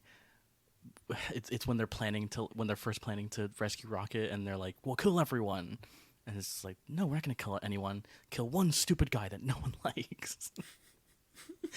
It's great. And, like, what is so great about his performance is, like, he's the straight man, basically, right? And he talked a little bit about, like, you know, having to kind of play straight and play it very sincere. It is very difficult to do that. And he really nails a lot of those, like, moments where he has to play it straight, but it's so funny. I mean, we should talk a little bit more about, I guess, some of the cast, right? Because we talked about Batista, talked about Cooper. I mean, Pratt is so interesting to me. Yes. Because I I don't like him. Not really. And like, I think, I don't know. I think he is just one of those actors where his shtick just really, really grates on me. Like I can't stand it. And yet, I think he's giving a genuinely great performance in this movie, and is just maybe the best performance he's given in a movie yet. You don't feel about him in the Guardians movies in general that way, right? Well, no. That is kind of the thing about him, is like I very much don't like him as an actor outside of these movies. I don't like him as Mario. I don't want to fucking see him as Garfield. I liked him as Emmett, the Lego movie guy. Yeah, that was good. And I I don't know, have you seen Parks and Rec? I've seen a few episodes here and there. I've like dabbled, but not like all the way through. I also had that where I followed him from there. I was just Right. like, oh my god, Parks and Rec, this is one of my favorite sitcoms I love watching all the time. And he's fun on that show as Andy. And then of course he got buffed up for the first Guardians. Yeah. And voiceover, like I said, in the first Lego movie, and then in the Guardians movies. And then yeah. There's not a lot after that. No, he like the movies he is in, right? Like the Jurassic World movies, or like Yeah. you know, the Tomorrow War, which is actually not a bad Didn't movie, see that. but like it's okay. It's a good video game movie that is Rousing. not based off a video game. Gotcha. Okay. I just find him so uninteresting on screen, and as a lead especially. Like I think he's just not interesting, but he is really great in this movie. And like I mentioned this earlier, but like the scene where they're in the elevator and he's kind of like giving you the in case you missed it for like Infinity War and Endgame.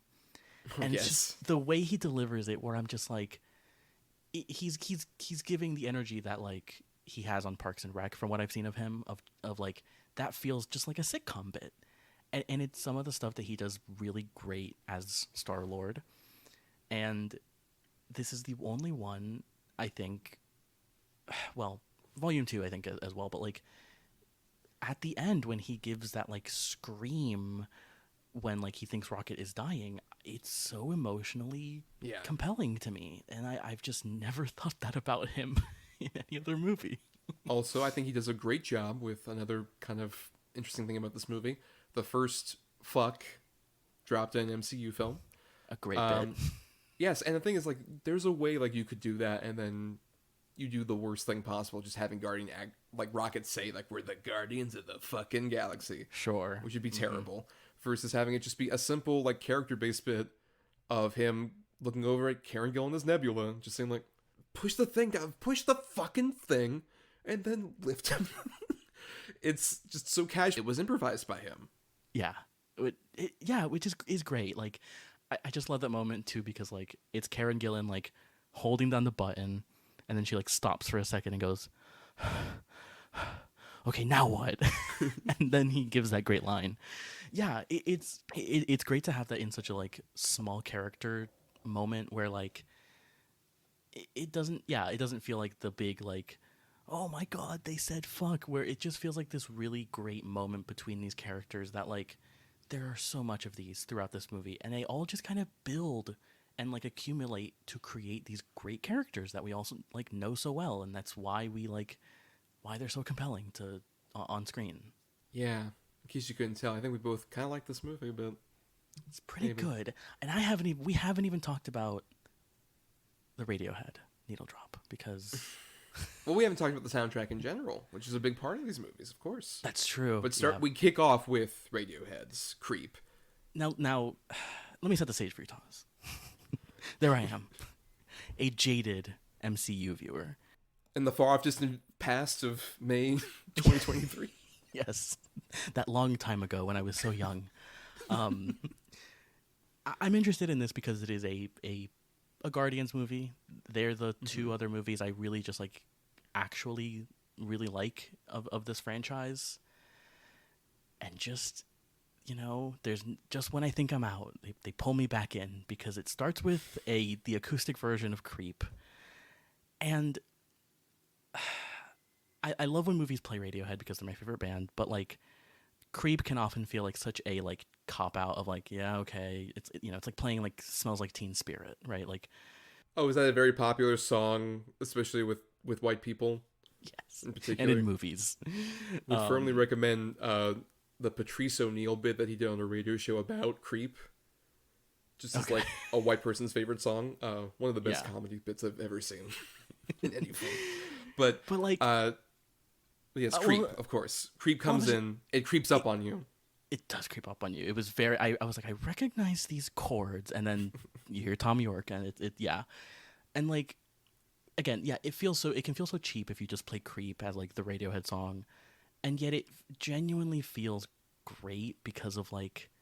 It kind of encapsulates the mental state of like where these characters are, of like they are all outside, they're all creeps, right? Like, you know, what they're the hell all am I doing weirdos. What the hell are they here? doing here? They don't belong I don't belong here. here. All this stuff, right? It's great. I love that it is the acoustic version of it because it starts you off with this sense of like finality of like, oh, this is the last movie.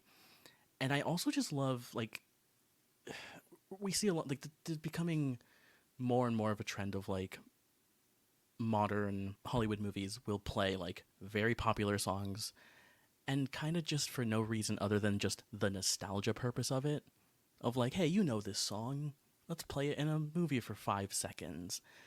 But I just love the way that this movie, and there's like with the Beastie Boys one later on, like the way that this movie is like, we're not going to just play these songs for 5 seconds as like a novelty. We're going to play the whole song and we're going to set this sequence, right, the opening credits, that whole hallway sequence, to this song.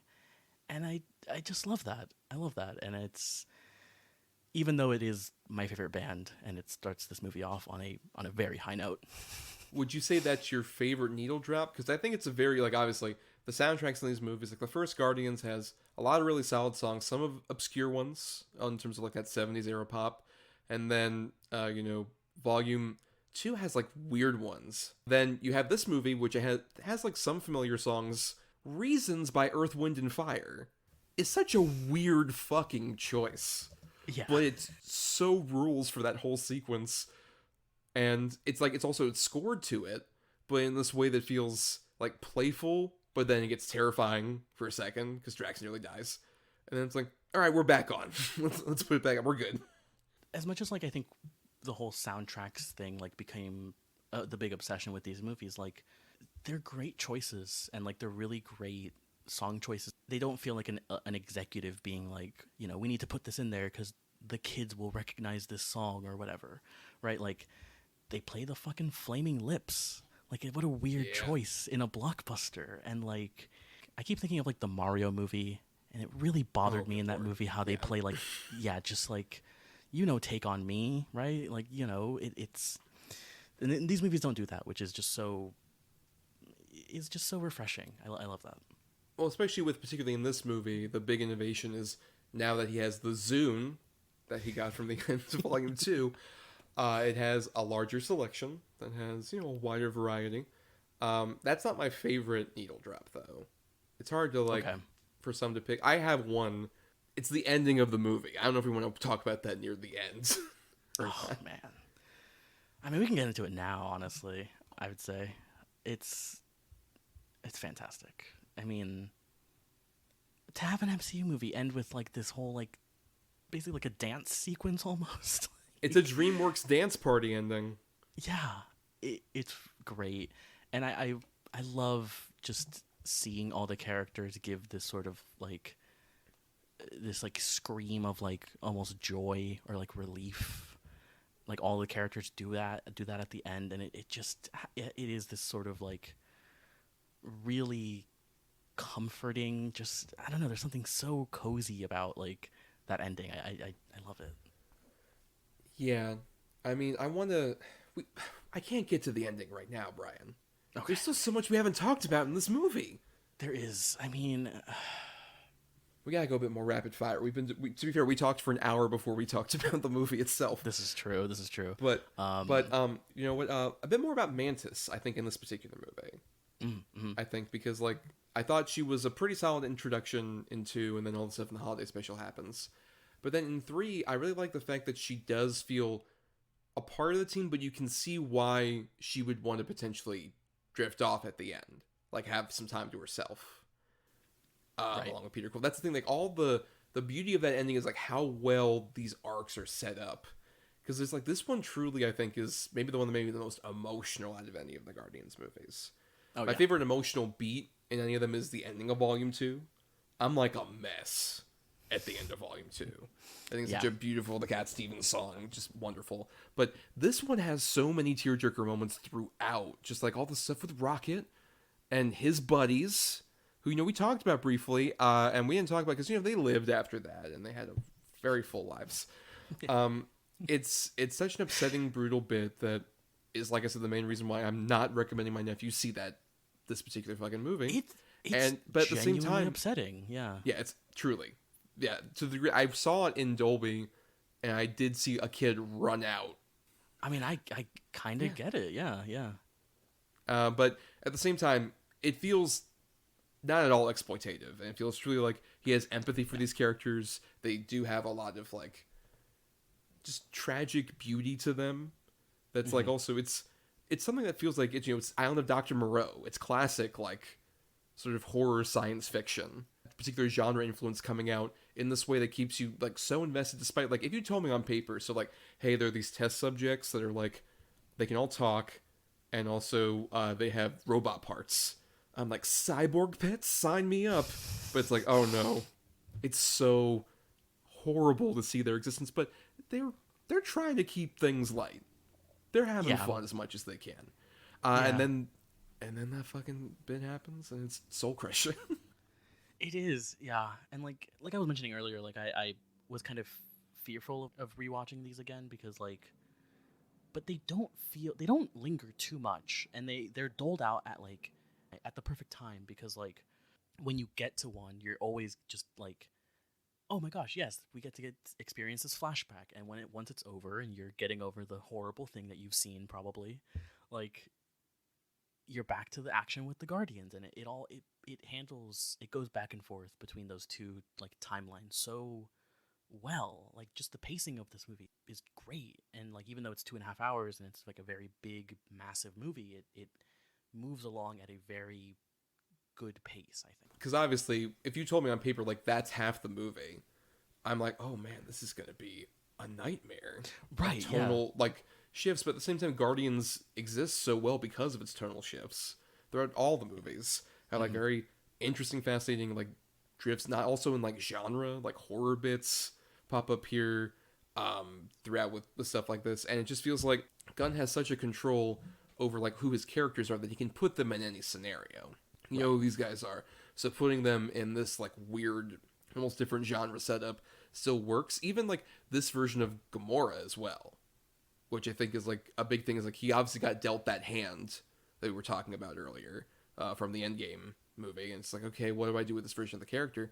And she is like so wonderfully portrayed as like, hey, look, I'm like a space pirate, dude. Yes. That's what I want to do.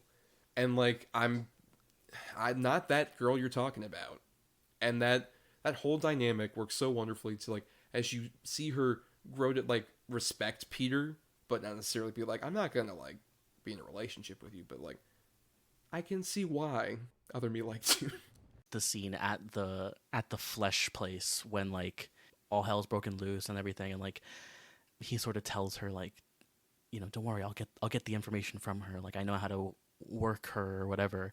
And the way that you think it doesn't pay off, but then eventually it does. Like he's like, they'll understand if I talk from my heart. And then he's like, yeah, I'm not doing that. I just wanted the information. Like it is like that character gets to naturally see him kind of be charming and be really like, yeah, you understand why that Gamora like fell in love with him. And it's kind of great to see. Like I love that just Saldana's like reaction is really great, of like she's just like, god damn it, he fucking got me. Like he's so good. It's great. Yeah, one of the most beautiful little bits of just the two of them saying goodbye to each other. And Gamora's about to leave, and then just is like, that would have been fun. Just like, oh god, so good. But then she also gets her happy ending with Sylvester Stallone, who's also in this movie as well. After he gets the and. He earned the and. He's very fun when he pops up in this. Particularly as like the proud papa, just like come here for a hug. It's just like it's so great. And at the end when like they're all like supporting Gamora, and he's like, "This is what you gotta be like, guys. Like, come on, this is it." Like, yes. You know what? I want to go ahead and jump into like a couple other the bigger cast members we haven't talked about real quick. Karen Gillan, who is such an interesting part of these movies, where like she was basically like a pretty fun henchwoman in the first Guardians, and then she becomes a vital emotional tether to the entire thing in Volume 2. And then in Volume 3, it's like such an interesting character where she still is herself, but she actually has to confront something about herself, which I think all of the characters to some degree kind of like get these like great rewarding things where it's like her learning to be more empathetic. Like the bit where Rocket comes back out of his coma, they get the med pack and everything, and they are able to like get the bypass and all this other shit, and Rocket is awoken, and over the intercom, Nebula is just like tearing up and just like so emotionally invested, and like all that stuff in the like with the kids, that whole thing I just think is like so well done. Yeah, and I mean like, yeah, it's so interesting to think that she is kind of one of the most interesting characters in this movie to me. Like I love her performance as Nebula, and like the makeup's killer as well. I always love her. Like her makeup is so sick. Absolutely. And like, right, I mean, like she is the henchman in like the first one, and you kind of don't think much about her other than like she looks cool, but like she is genuinely an emotional core of this movie, and it is very interesting. I think the way that like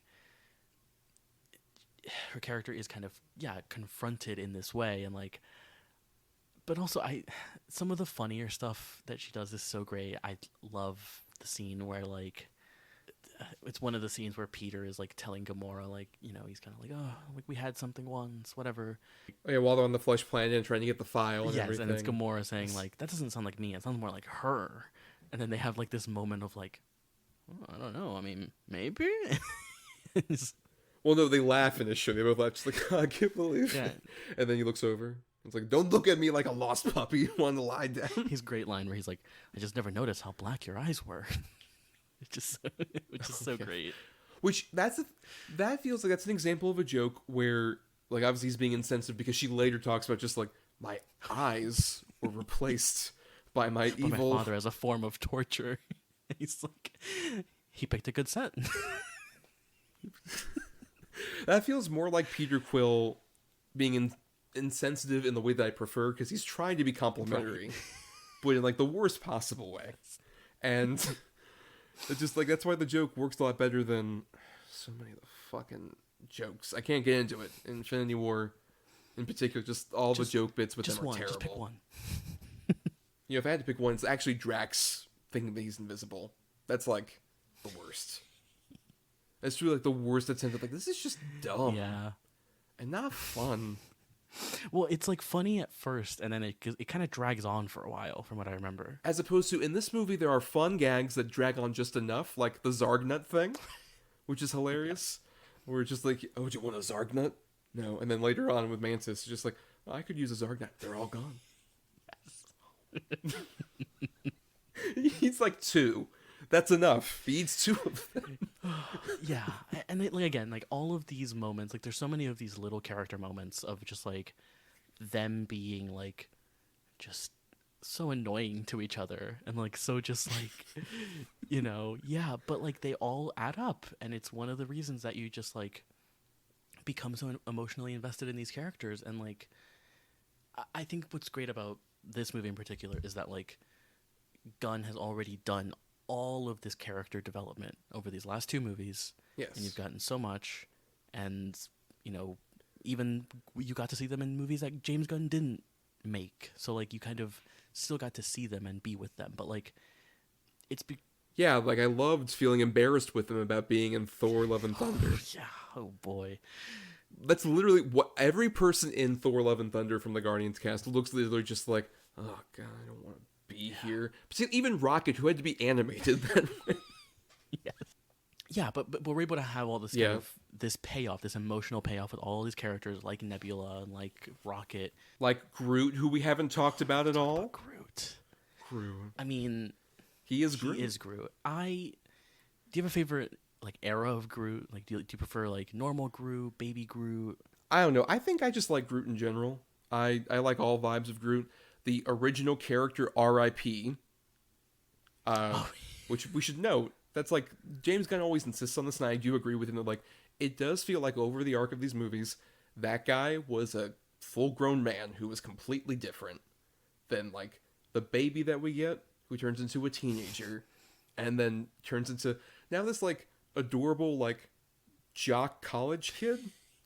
Which I think just like I really love this mode for him too, where it's just like, especially in the holiday special, there's a great bit where he's like jamming out to the song that plays at the opening, and he's just like a fucking drunken frat boy saying "I am Groot," and it's so good. But he's very sweet and sincere in this. Like, I love so much. One, in terms of just like a sci-fi level, the bit where he turns into the octopus Groot and just has like all the guns come out. Oh my gosh. Yes. Rules. That's great, but also even Kaiju Groot, which is a funny gag. Both times it happens. And Peter Quill going, no, especially not the bit kaiju, where he like please, has his no. full kaiju, and then like his tongue is like waggling. And you can hear Vin Diesel just going like, ah. Oh, Vin. Truly, especially after, look, as much as we haven't talked about Fast X in any capacity, I don't think. After such disappointment for Vin, well, it was funny, that was a disappointment because it came out like right after, right? Yeah. That's the whole thing, because it's like that was Memorial Day. This was like Cinco de Mayo, right? Yeah, it was just like I'm so impressed with like the few bits obviously he does here, particularly like the "I love you guys" at the very end. Yeah, that's tremendous.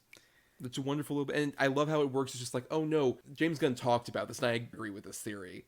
It feels like Groot has to like bond with you in order for him to understand you. Yes, right. That's why Gamora here doesn't understand, because it's just like, what the fuck are you talking about? It's a great kind of throwback to like the original, where it's like she has that kind of like, oh, he only says "I am Groot," right?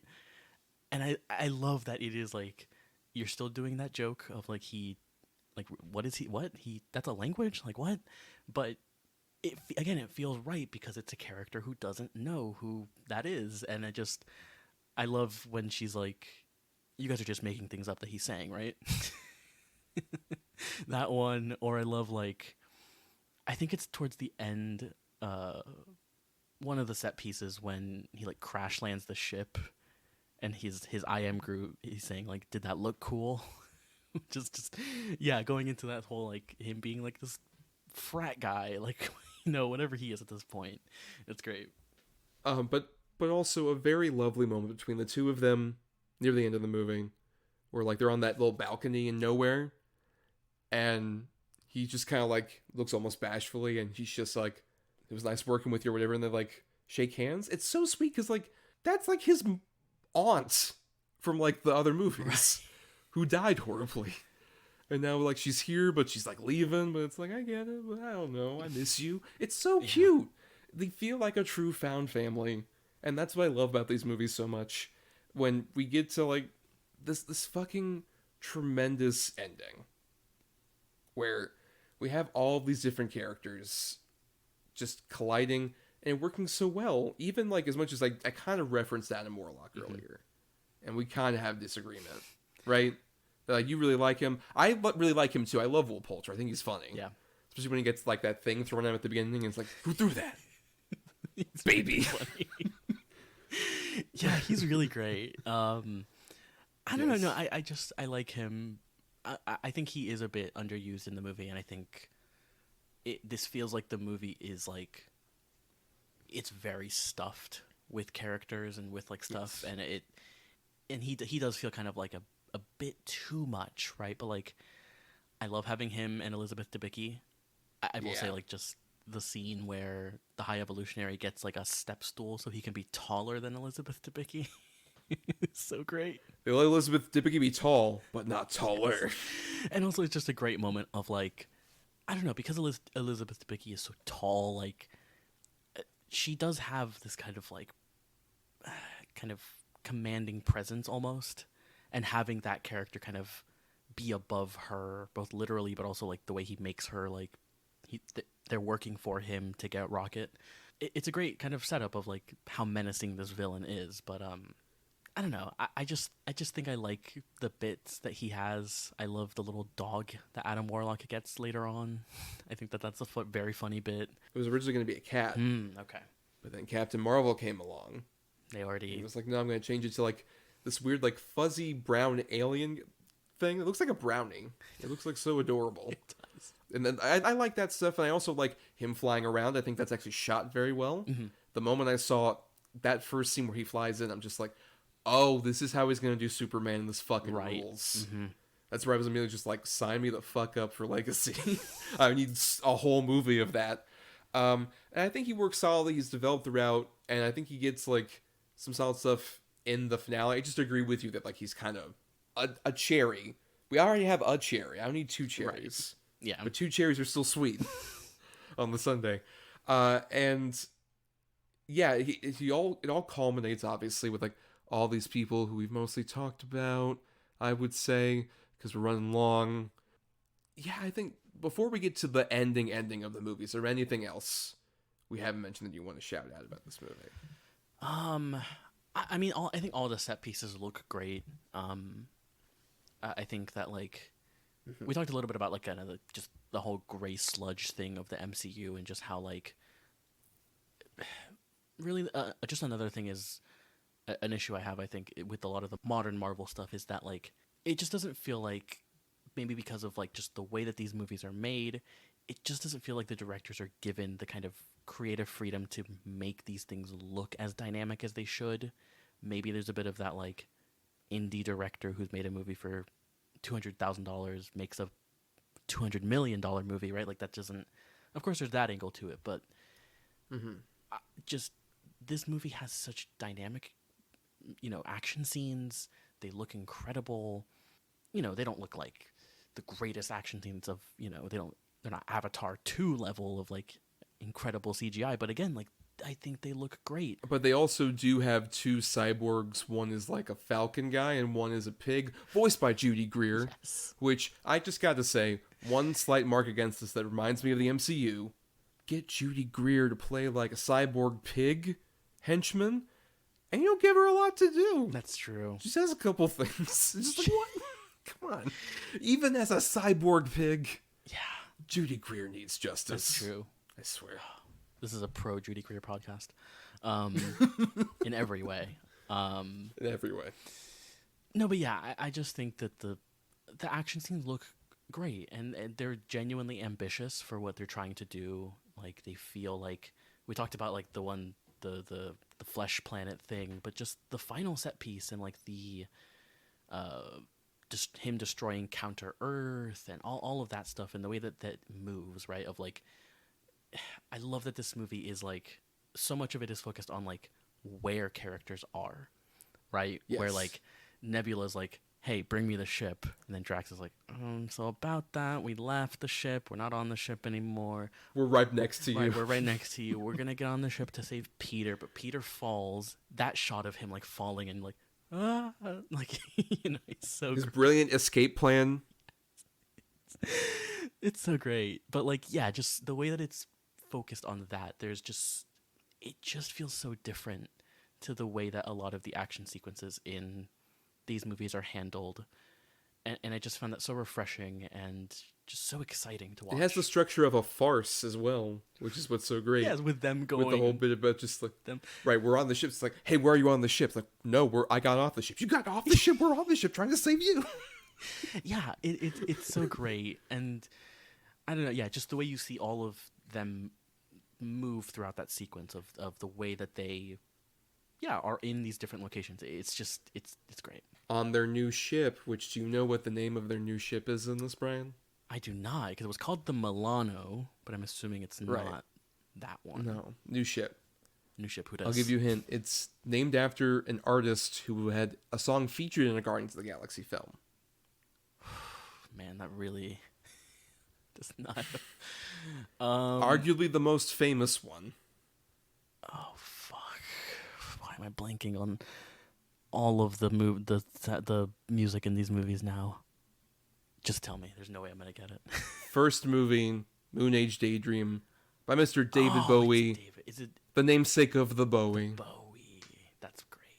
That is great. Rest in peace, David Bowie. Yes. But yeah, that's a fun little bit.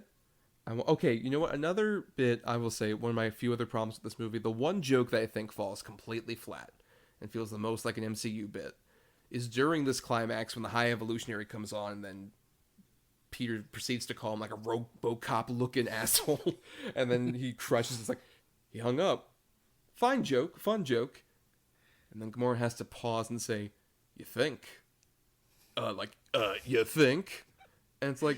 Yeah. Kevin Feige was literally just like, James, I'll let you do anything, but I had to get one joke in here, one Marvel joke. There's a few moments I think that lean into that a bit more. Okay. For me, but they're not. I don't linger. No, what are they? We've been very effusively positive. I think you like this a bit less than even I do. Well, that's the thing is that because there's just a few of them and they don't really linger in my mind. Really, I don't really. They don't register because I think there's just so much other good stuff around them, and I think that the writing, around it is so good that those moments happen. I roll my eyes, and then I'm like, ugh, whatever. You got to take something with these Marvel. You think is the only one that stops the movie dead to do it. That's why I think that's the most egregious example at the very least. Right, I agree. Yeah. But there isn't as much of that in this movie, which I think weird, considering this is the comedy stuff, right? This is the one that's wild and weird and wacky, but it has the least amount of that, which is. It's just, it's crazy. But it still has a fair amount of that. Like the metaphor bit with Drax, I think is very funny. It's an incredibly hilarious sequence. It's really good. All of the stuff where Drax just pummels that one guy for the motorcycle, and it's just like, Mantis get down. It's like, are we gonna go back to the ship? Yes. And then they go off, and she's like, why are you such an asshole? I love that she gets on, he rides off, and then she's like, Drax, but then doesn't get off because she can't get off. She's on the motorcycle. No. That's great. I was gonna say I love the way that his headquarters looks, that red pyramid looking thing looks fucking insane. Wonderful set. Great set.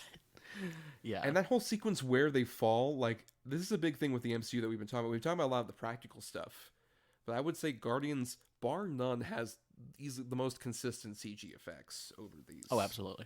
All these movies. The first Guardians looks a bit rough now, a bit, but 2 and 3 look at just these are just such phenomenally well realized characters that still at the same time exist in a practical world and interact with practical people, and it just feels even for those big creatures like the Judy Greer and the big bird guy, there's a big guy who's in mocap and has a giant fucking popsicle stick with at the very top the actual eye line for this bird guy. Right.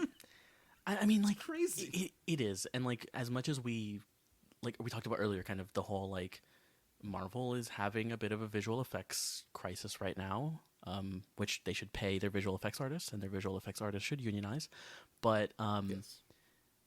You would not really think that watching this movie if you didn't know about it. Incredible job from the visual effects team on this movie. I think this movie looks stunning. Those sequences with Rocket, the flashbacks, are so great, and you're watching these CGI animals, and you would never be able to tell really, or rather you just don't register that they're CGI. They feel so real, and the effects work on them is so great. It's sadly a smart decision to put them in that particular setting. Right. Because they don't move around a lot. Yeah, and it's a bit darker. Right. Yes. But I think that's a great decision on a filmmaking level. And that's the thing. I think that's because all these elements are so well lit and everything. That at the same time when we can get sillier, when we have these pig and a fucking bird and all these other different animal creatures coming up. That one shot of the guy, one rising from inside of the fucking ship. And it looks like a big dragon type thing. It looks so cool. It's the simplest way I can put this, and it looks like a movie, and I'm sorry, but a lot of the other MCU stuff looks like just it looks like it's made for TV. It looks like stuff that just you know, a lot smarter people than me have like written about like the way that digital and like this kind of all digital world has kind of hurt the way that movies look. But like, yeah, that shot, I know exactly the shot you're talking about, because I was like, oh my god, this looks incredible. This does not look like a Marvel movie, right? With all the derogatory ways that I can mean that. It looks like a movie. A moment I love, which we didn't really talk about that much, is the moment where Rocket escapes and also claws the absolute shit out of the High Evolutionary's face. The scream that Bradley Cooper like lets out after what's her Lila after she's the Cardellini herself. Yes, after she's been killed is so heartbreaking, and like it's incredible that like Cooper is able to do that with like just his voice, and obviously like the performance by Sean Gunn, which we talked about earlier. But it's one of the moments that genuinely like stopped me and was like, oh my god, I'm getting like really emotional. Yeah, one of my favorite moments of the movie. Big shout out also to, you know, we haven't mentioned them by name, but Lila the Otter, Teefs, my favorite, the Walrus. I love him. he's very, yeah, he has like an Eeyore energy. I have been thinking. And Floor, who is like the most terrifying, I would say, a little, but also yeah, so cute on like in a very sad way. Yeah, very like innocent. They're all like that, which is just, yeah, which is why that sequence hits like so much harder. Yeah, especially with like after Rocket like does his scream, and then the High Evolutionary mocks him, and then all the scratching stuff, which that was like truly like horrific. And the way it's shot, where it like there's a shot of like his mouth, and you see like blood, but then like the rest of the shot is just like this blurry, like it looks really interesting. Like someone made a filmmaking decision that wasn't kowtowed. Can you imagine?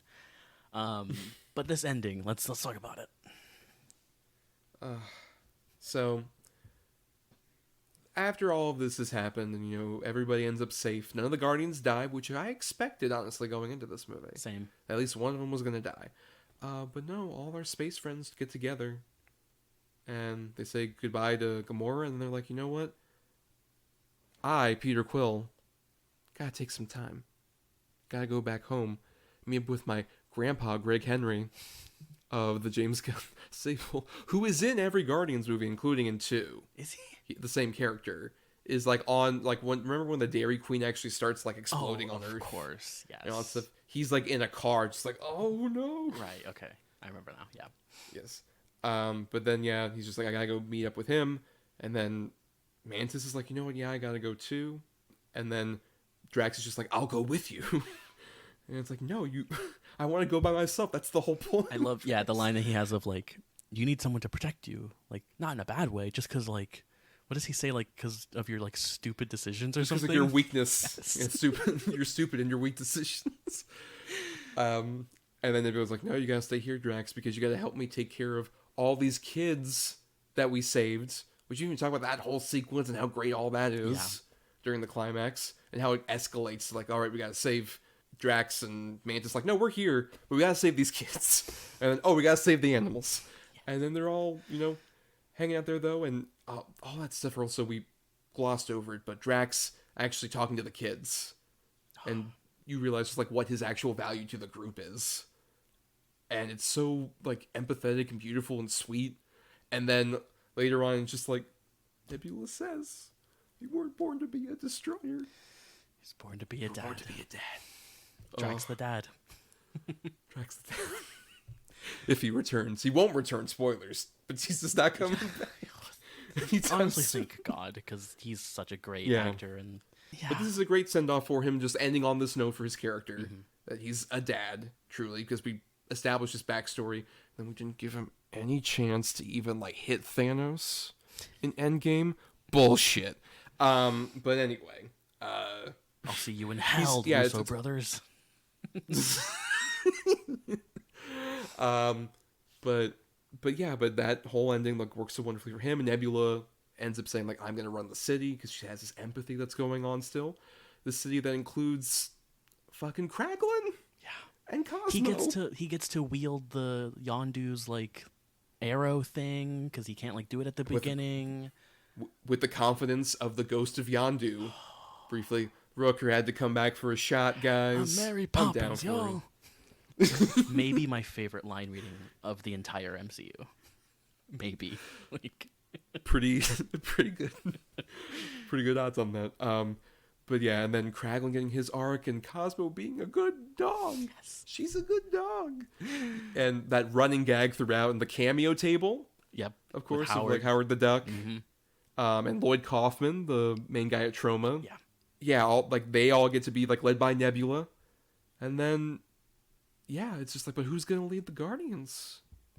Rocket. It's gonna be Rocket. Baby. They do the fucking Ravager salute, which I never thought I would feel so invested in. Right.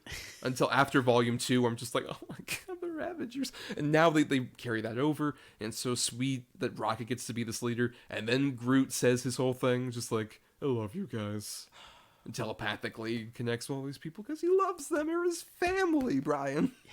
And like, I love this ending because like you, I was expecting like one of them is gonna die. Right? Like, yeah. But of course this is Marvel, the illusion of change, all of that stuff. I find it so much more compelling that rather than the finality being, well, one of us is dead, so we can't do this anymore, blah, blah, blah. That it is just like breaking up the band, like that's kind of how they treat it. Just the sense that we can't let these characters move on, right? And of course, that whole Marvel thing, it was like, they're going to bring back Iron Man. They're going to bring back Captain America, Downey and Evans. I find it so much more compelling, this movie being like, these characters have moved on. They have gone beyond what we know them as. They need to move on from this, right? Like, we can move on. We don't need to keep bringing these fucking characters back.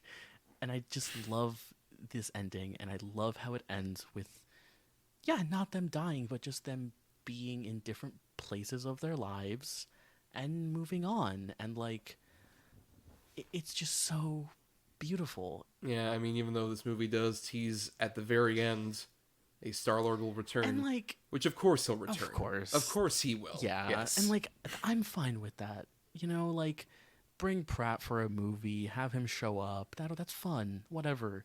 But I love just the way that this ends and the way that it is an ending. And like, I'm sure that, Kevin and company are already figuring out ways to bring back Star-Lord and whatever, but like, Kevin and company is spelled with 2 Ks. Yes. For each word, by the way. To me, this feels like a very true ending, as much of an ending as we can get with Marvel being this ongoing thing and all of that stuff, but it's the closest we can get. Just an exclamation point with the dog days are over. Our ending needle drop, which, like, Florence and the Machine was a band I remember vaguely when I was more in high school. They like first became a thing. Mm-hmm. And I remember like, oh, these are fun songs, but I kind of lost track. And then just hearing this is like the ending bit, it works so beautifully for these characters to, like, just dance and let off some fucking steam to this incredibly fun song that's like jovial. And then when it gets like melancholy, it's for that lead up with Peter on Earth going to see his grandpa. Go see his grandpa again. It's such a great ending. I never thought I would cry over the guy who just appears in every James Gunn movie, because that's the thing with like a lot of people who are in this movie are people that James Gunn is just using a lot of things. Sure. He loves doing that repertory cast shit. Mm-hmm. And then Greg Henry's the guy who just like, oh, it's him. He's like an Easter egg. He's like Stan Lee, in the MCU parlance. Right. R.I.P. Stan. R.I.P. Who, no matter what the movie, the cameo was kind of fun. Yes. His cameo in The Avengers is still, I think, really great. Where he's like, superheroes in New York? No way. Get out of here. I do love his one in Volume 2, where he's with the Watchers, and implying that it's just like all of his different characters are from different universes. Yes. I think it's a fun one. Though they can't beat Into the Spider-Verse, but that's a different discussion. True. Yeah. For an entirely different day. Because this dance happens and all our characters are off on their separate ways. And yeah, I agree with you. I think it's such a phenomenal way to just truly add a sense of finality just in terms of, like, the characters just moving on to a different part of their lives. On a crass level, you could see it being, like, just an open door. Like, we can bring back any of them if we wanted. Sure. But there's still just the, like, like, the band broke up, and there's some new members, like, in the mid-credit scene. That's cute. With Warlock, the one little girl. Really love that mid-credit scene because it is just them talking about, like, music. And I love the little girls, like, Britney Spears and Korn. I gotta give it up to the man Garth Brooks. Yeah, it is great, and I genuinely like that like mid-credit scene because it, like, I don't know, feels like a very fun little, like, and here's what they're doing right now. Like, here's how these characters are kind of hanging out and doing their thing, and I love it. It's no, like, there's no setup for fucking Phase 6 and the multiverse or whatever. Get the fuck out of here. Perfect. That's really great. It's a really great, just actual sense of finality, which we should just talk about maybe as a postscript now that we're nearly done with the movie, before we get to, like, final thoughts. Marvel Cinematic Universe is in a weird time as we're recording this particular episode. Yeah, it is. We are recording this shortly after the Marvels has opened to not great opening weekend. No. And it feels like it's maybe kind of a trend, considering we've had, like, Eternals bomb horribly. I think Ant-Man Quantumania didn't do as well. Yes, bombed horribly. Right. And the Marvels now. Right. And it is this weird thing of, like, they've had, like, these kind of misses, but they've had the hits, right? They had the No Way Home, right? They got people in there because of the nostalgia. They had Black Panther, Wakanda Forever, and this. Black Widow's, like, a weird situation. Yeah, Black Widow is also a bad movie, but yeah, honestly, I think the big thing with Guardians Volume 3 is, like, this is where it truly felt to me. Like, after I saw this in Dolby, I just was, like, had tears in my eyes. Tears from the last, like, 5 or so minutes of this movie, just crushing me on, like, a sweetness level of just, like, our friends from space are gonna be okay. Yeah. And it's so good. And then I was just like, I don't ever need to see another one of these fucking Marvel movies in a theater. If I do watch them, they will be on Disney Plus if I happen to have it. Right. At that particular point in time. Like, when the Marvels is on Disney Plus, I don't know, in 2 days. I was going to say, yeah. Like, the box office. I'll watch it in the background while I'm doing other things and be like, okay. Yeah. Yeah. I mean, it is very crazy to think about, and I thought about this last night as I was doing my double feature of those two movies, but, like, it's weird to think that, like, once or twice a year, right, obviously during the summer, maybe during the fall, you go and see a Marvel movie during February, like fucking Ant-Man. Right. But, like, you would go and see these movies and they felt like events, and you would go and people would be wearing their Marvel shirts and they would be so excited for this. And yeah, who would wear a Marvel shirt? Thomas is wearing a Guardians of the Galaxy shirt. Has the little mixtape on it. It's the one cool Marvel shirt I own. It's the one I own. It is admittedly a cool shirt. Thank you. But I mean, I agree with you. Like, other than, like, what I mentioned, like the interest in Black Panther I had and Doctor Strange, this does feel kind of like the last gasp of the MCU. Like, it truly does feel just like, at least for me right now, right? Like, I'm sure they'll do restructuring, but, like, it's really the antithesis of so much that's wrong with the MCU that getting to see this is kind of, like you said, like, I'm like, great, I got this. It's a fantastic movie. It's one of the best that they've ever made. And now I'm okay. Yeah, like you, like, I didn't go see the Marvels. I'll watch it when it's on Disney Plus. And I just, don't have any interest in, like, any of their other stuff. But what, you don't have interest in Thunderbolts? Oh man, yeah, with that thing's gotten delayed like 500 times, and the or Blade, a movie that has had no production problems at all. Yeah, I mean, look, I'm gonna paraphrase that a popular tweet that went around, but, like, if they can't figure out how to make a movie where Mahershala Ali wears cool sunglasses and kills vampires, like, what's the point of all this? Like, it feels like such an easy way to do it. So much so it's been done 3 times previously. Exactly. And twice pretty well. Exactly. And, you know, the Fantastic Four they're going to do, and they're going to do X-Men. Pedro Pascal announced He did, as we're here. I don't think that's good casting. I mean, look, I was off this the moment I found out the director was going to be Matt Shankman. Yes. Of WandaVision, which is a show that I liked, fine. but also, like, he mostly does TV stuff. Right. Like, that's his entire career, and, you know, there can be some very good directors on television shows. Of course. He doesn't strike me as one, necessarily. Yeah. But it also just, like, such a bland choice, and that's the problem, is they keep making these bland, flaccid choices for announcements, and I'm like, why would I care about this? Right. Like, I care about Aubrey Plaza, but I don't give a single shit about seeing that fucking Agatha spin-off show. And I love fucking Catherine Hahn. Yeah. Yeah, love Hell Catherine yeah. Hahn, but I'm still just like witches? Okay. Yeah. I don't know. And again, when like it's either they go with someone so safe like that, who like, no offense to Matt Shankman, but like, who I don't think is gonna make a very visually interesting movie. Or, you know, this is a very famous story of Lucretia Martel, the Argentinian filmmaker who was attached to make Black Widow, and then she asked about the action sequences, and they told her, don't worry about it, we'll take care of those.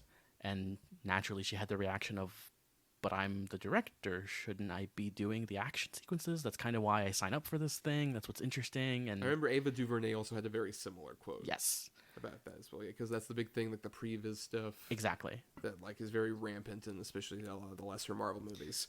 Yeah, and I just feel like, I don't know, at the same time, what's fascinating right now to me about the MCU, the only thing, is just on, like, at this point, it feels like we're in the late 60s Hollywood era of the superhero era. Right.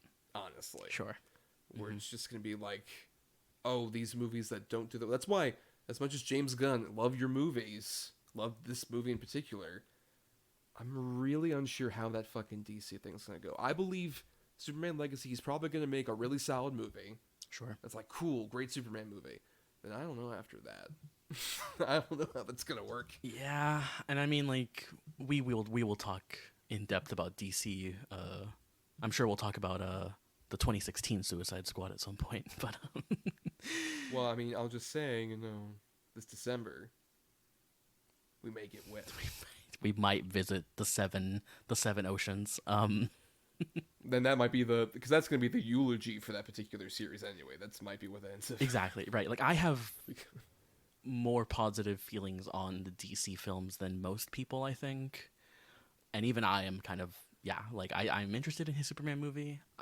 From what I know about comic books, he seems to really get them in a way that I think is interesting, and he seems to really be interested in, like, I just love the way that with this and with the Suicide Squad and Peacemaker, he's able to just really focus on outsider weirdo characters, and where anyone would ask you, like, why would you make a movie about this comic book character? And he's able to make it really interesting. So I'm interested in that. But yeah, that the DC thing is a whole nother thing. Yes. I don't know if we do. We could have done Warner Brothers 100 years, but I think they fucked that up for themselves. They really fucked it up for themselves. Yeah. But yeah. So you know what? Final thoughts, Brian. Let's get to them. Any final thoughts on Guardians of the Galaxy Volume 3?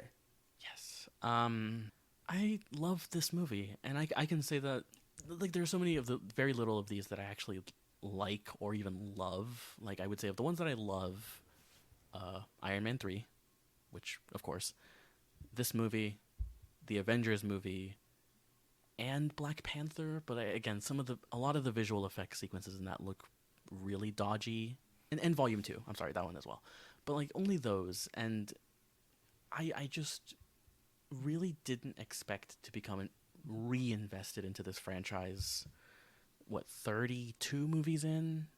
Like, it I was out, and then they pulled me back in, and, like, it feels, like I said earlier, it feels like a movie, but it does. It feels like a time when, Disney, and Marvel specifically, was taking risks, but also was making these really big $200 million movies that actually felt like they cost that much. Like, you really get a sense of how expensive this movie was in all the sets, all the costumes, all the makeup, everything, all of that stuff. And it's great. I love this movie. I really just didn't expect to love a Marvel movie, especially in 2023, but yeah, here we are. It's just a great movie. It has an incredible sense of finality. A great villain, one of the better MCU villains, I would say. Maybe, like, off the top of my head, maybe top 5, I would say. Yeah, and, like, just... Right next to Malekith. Who I don't actually hate that much, to be fair. But I just feel nothing. He's not a good villain. That's a good movie, though. Yeah. I will still stand by that. But yeah, it is the culmination of, like, James Gunn making this movie about these weirdos, and it paid off with the first one, and this is just the culmination point of all of that. There's a debt that, like, the MCU owes the Guardians movies in a way of, like I said earlier, that of, like, it proving that they could go wilder and weirder and all that stuff. But, like, the book I mentioned earlier, the MCU book, goes into a lot of the behind the scenes, like, conflict between, like, Marvel and, like, the creative committee side of things. And in the book, like, they describe that they used Guardians, like, as an example of, like, see, like, we can do weird things and people will care and people will support us. And it's great to get this movie, especially right now. Yeah, I love it. It's great. What about you? Loved it. It's one of my favorite films of the year currently, in general. And I would say I agree with you. It's definitely one of the few of the MCU that I truly love. My number 5 is Iron Man 3. Yes. Rules. Great movie. My number 4 is Black Panther. Same. My number 3 is Guardians Volume 1. My number 2 is Guardians Volume 3. And number 1 is Volume 2. The only one that I believe I have rated at 5 stars. Wow. None of them for me are a 5-star level, but I mean, number 5 I have Guardians Volume 2. Number 4 Black Panther, so we share that one. Number 3 The Avengers. Number 2 Guardians of the Galaxy Volume 3. And number 1 is Iron Man 3. It's a weird franchise. It is. But this sub-franchise within of Guardians is still tremendous. It's my favorite, just, like, of this MCU experiment of, like, recent big blockbuster cinema, of just, like, what you can do on, like, a massive scale, but have, like, very intimate character-focused stories, especially this one, where, like, James Gunn said that his sort of thing for the trilogy is the first movie is about the mother, literally in terms of Peter Quill. Right. Second one's about the father. And the third one is about the self. That's good. And I think that's really accurate about this one. It feels truly like a self-examination of, like, we've been around for, like, 10 years. We've encountered weird superheroes that may have slightly put us out of character for a second. But also, like, all these creatures and, like, Peter Quill's whole family history and all this other stuff. And it feels like truly, by the time you get to the end of this, it just feels like, man, these great people have had a lot of fun together, but they can't be together forever. Yeah. That's so great. Yeah. It's great. Yeah. What a movie. What a movie. Let's get to our weekly segment that we gotta get to now of Between the Lines.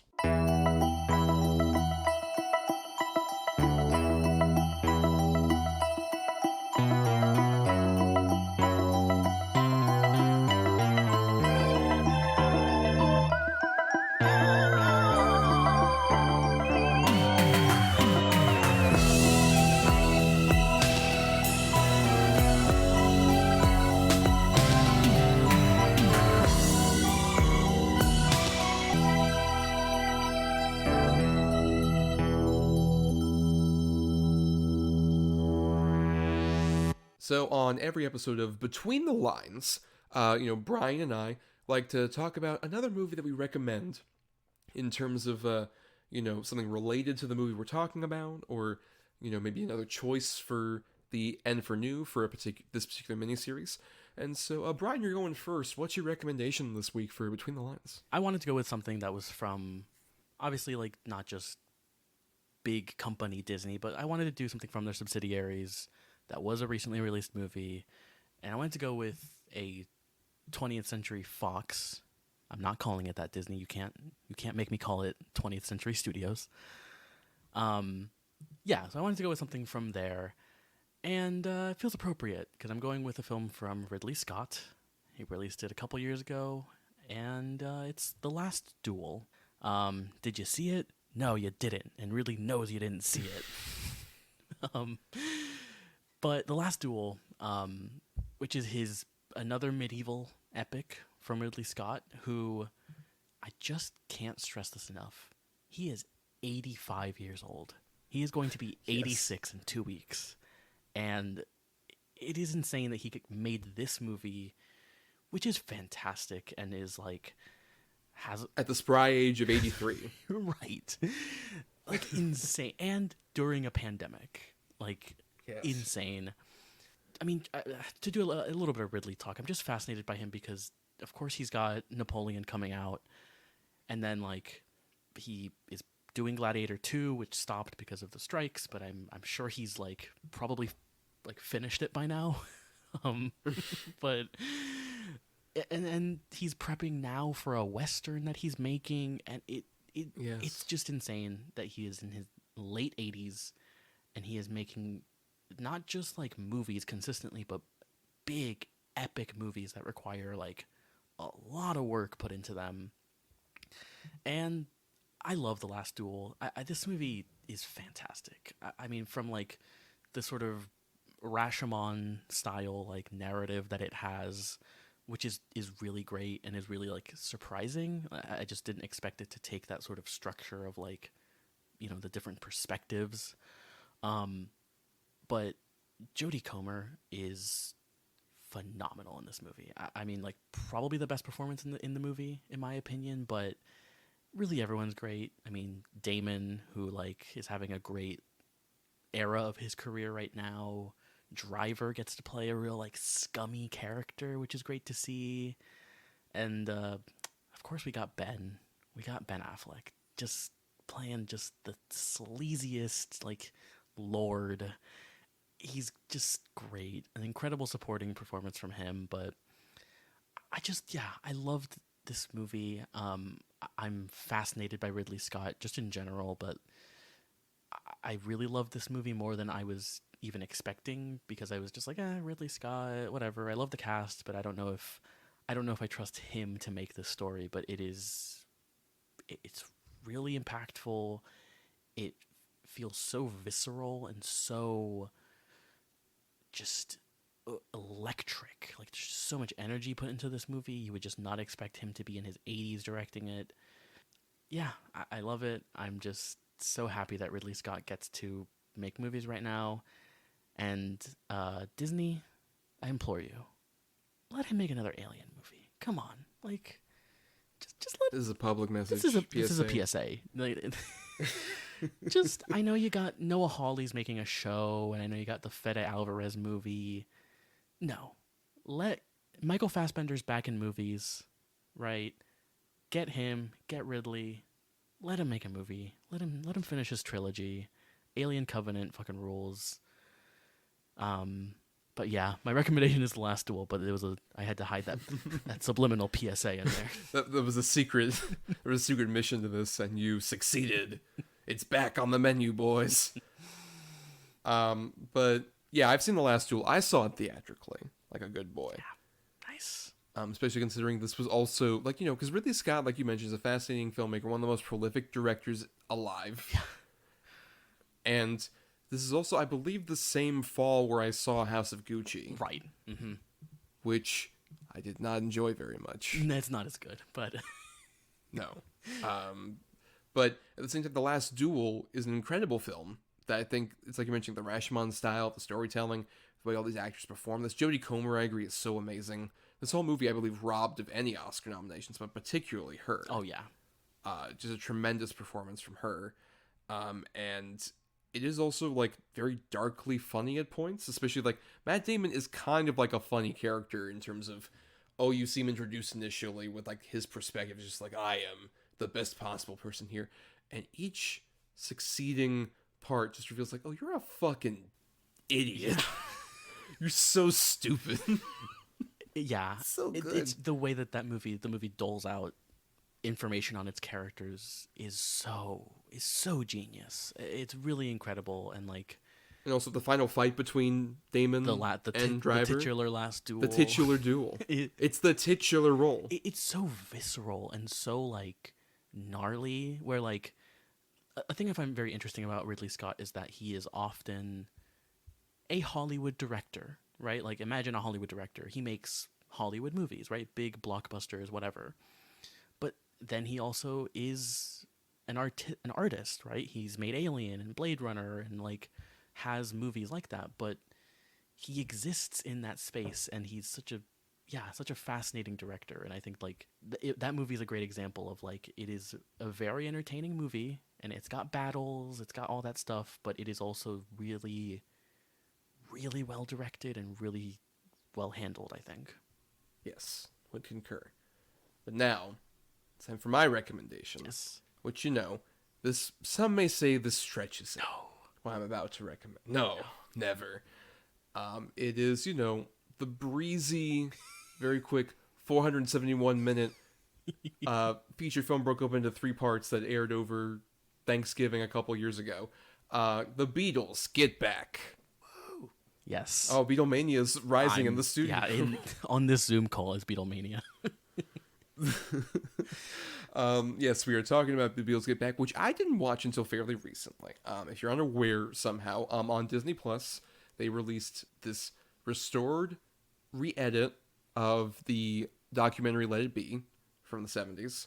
All that footage that had been left over that was collected by Peter Jackson, who restored it to crystal clear HD. Yeah.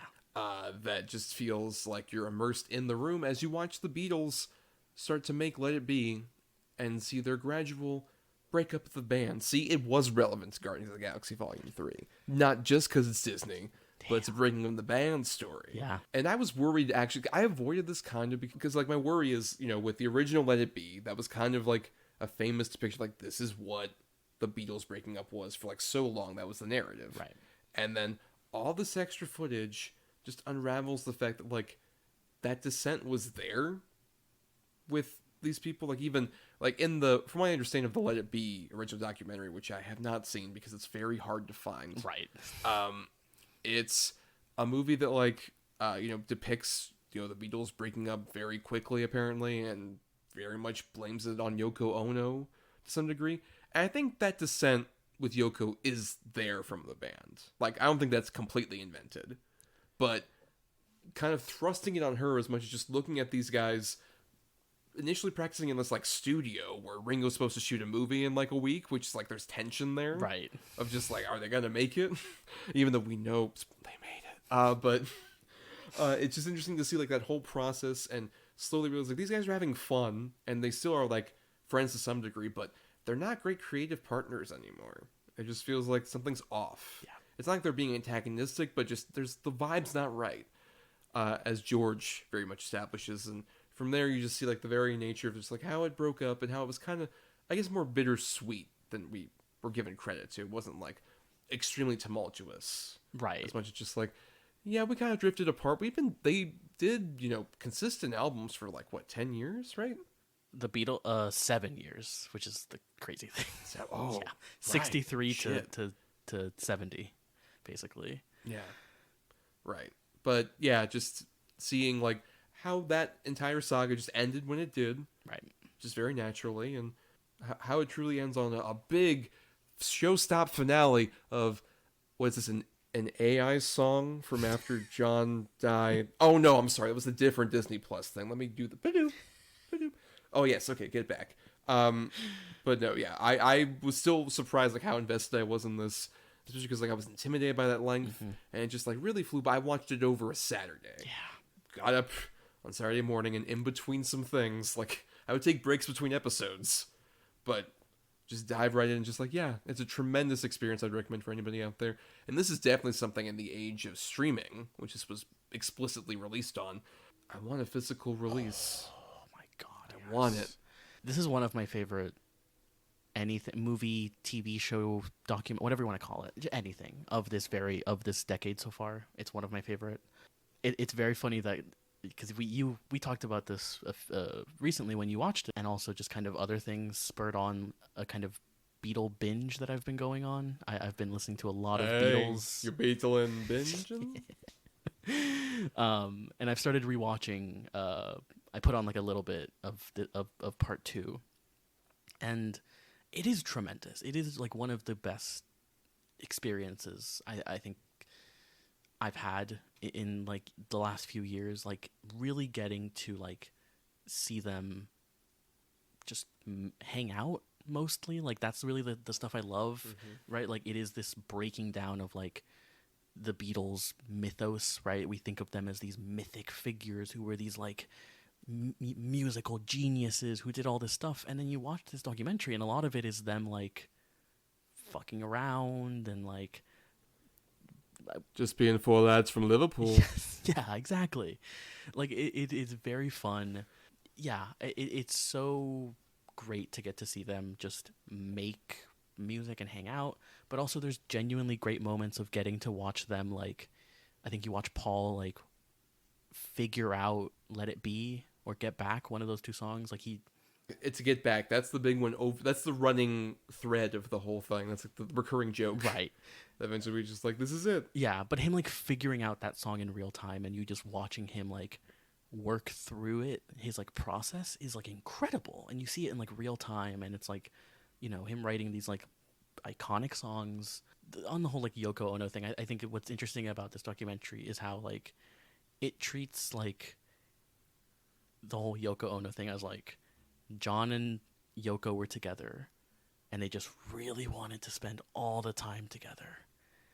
Yeah. And that's fine, but it did result in like the end of the Beatles, but it's partially, but like it's a fascinating documentary, and I'm of the mindset of it could be longer.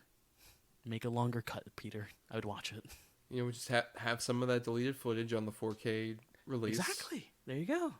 And you know what? I would also say include the original Let It Be, because I think that still needs to be restored to some extent. Right. Just restore that and then put it on the fucking disc 5, Peter.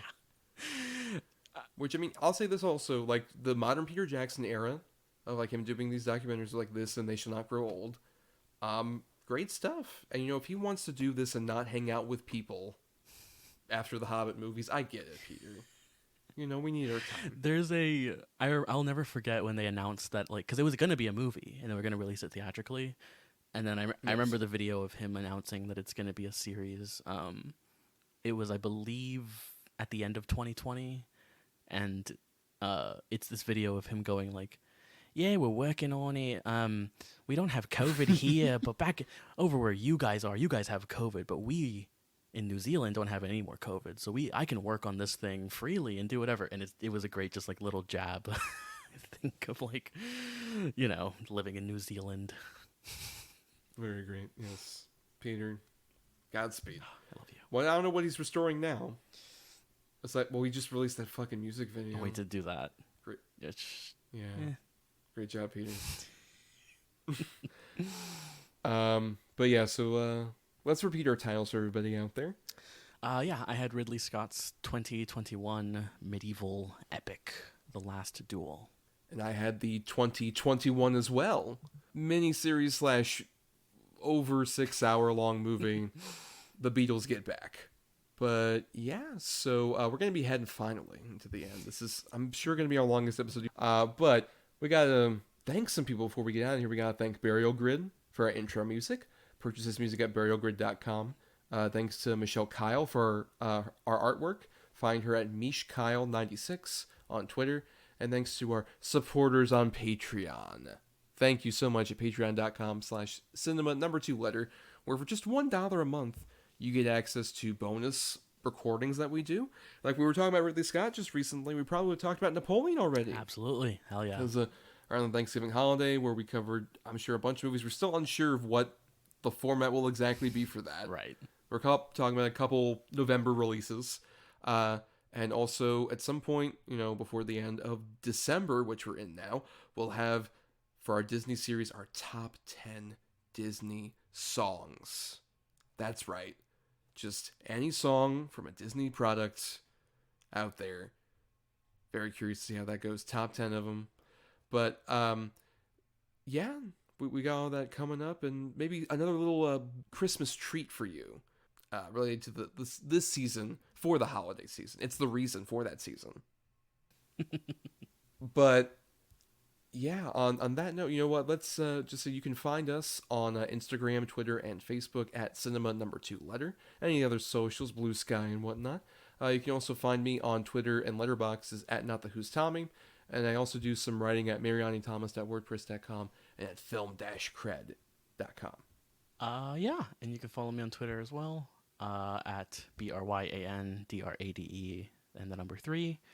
Or you can follow me on Letterboxd. You can look at my MCU ranking on there. I have all 32 of them ranked. I'll probably keep updating it because it... Well, not all 32 of the 33 of them, sir. Oh, 33 of them. My apologies. I have not. What I have a not seen shame. the I Marvels. hope you get fired for that blunder.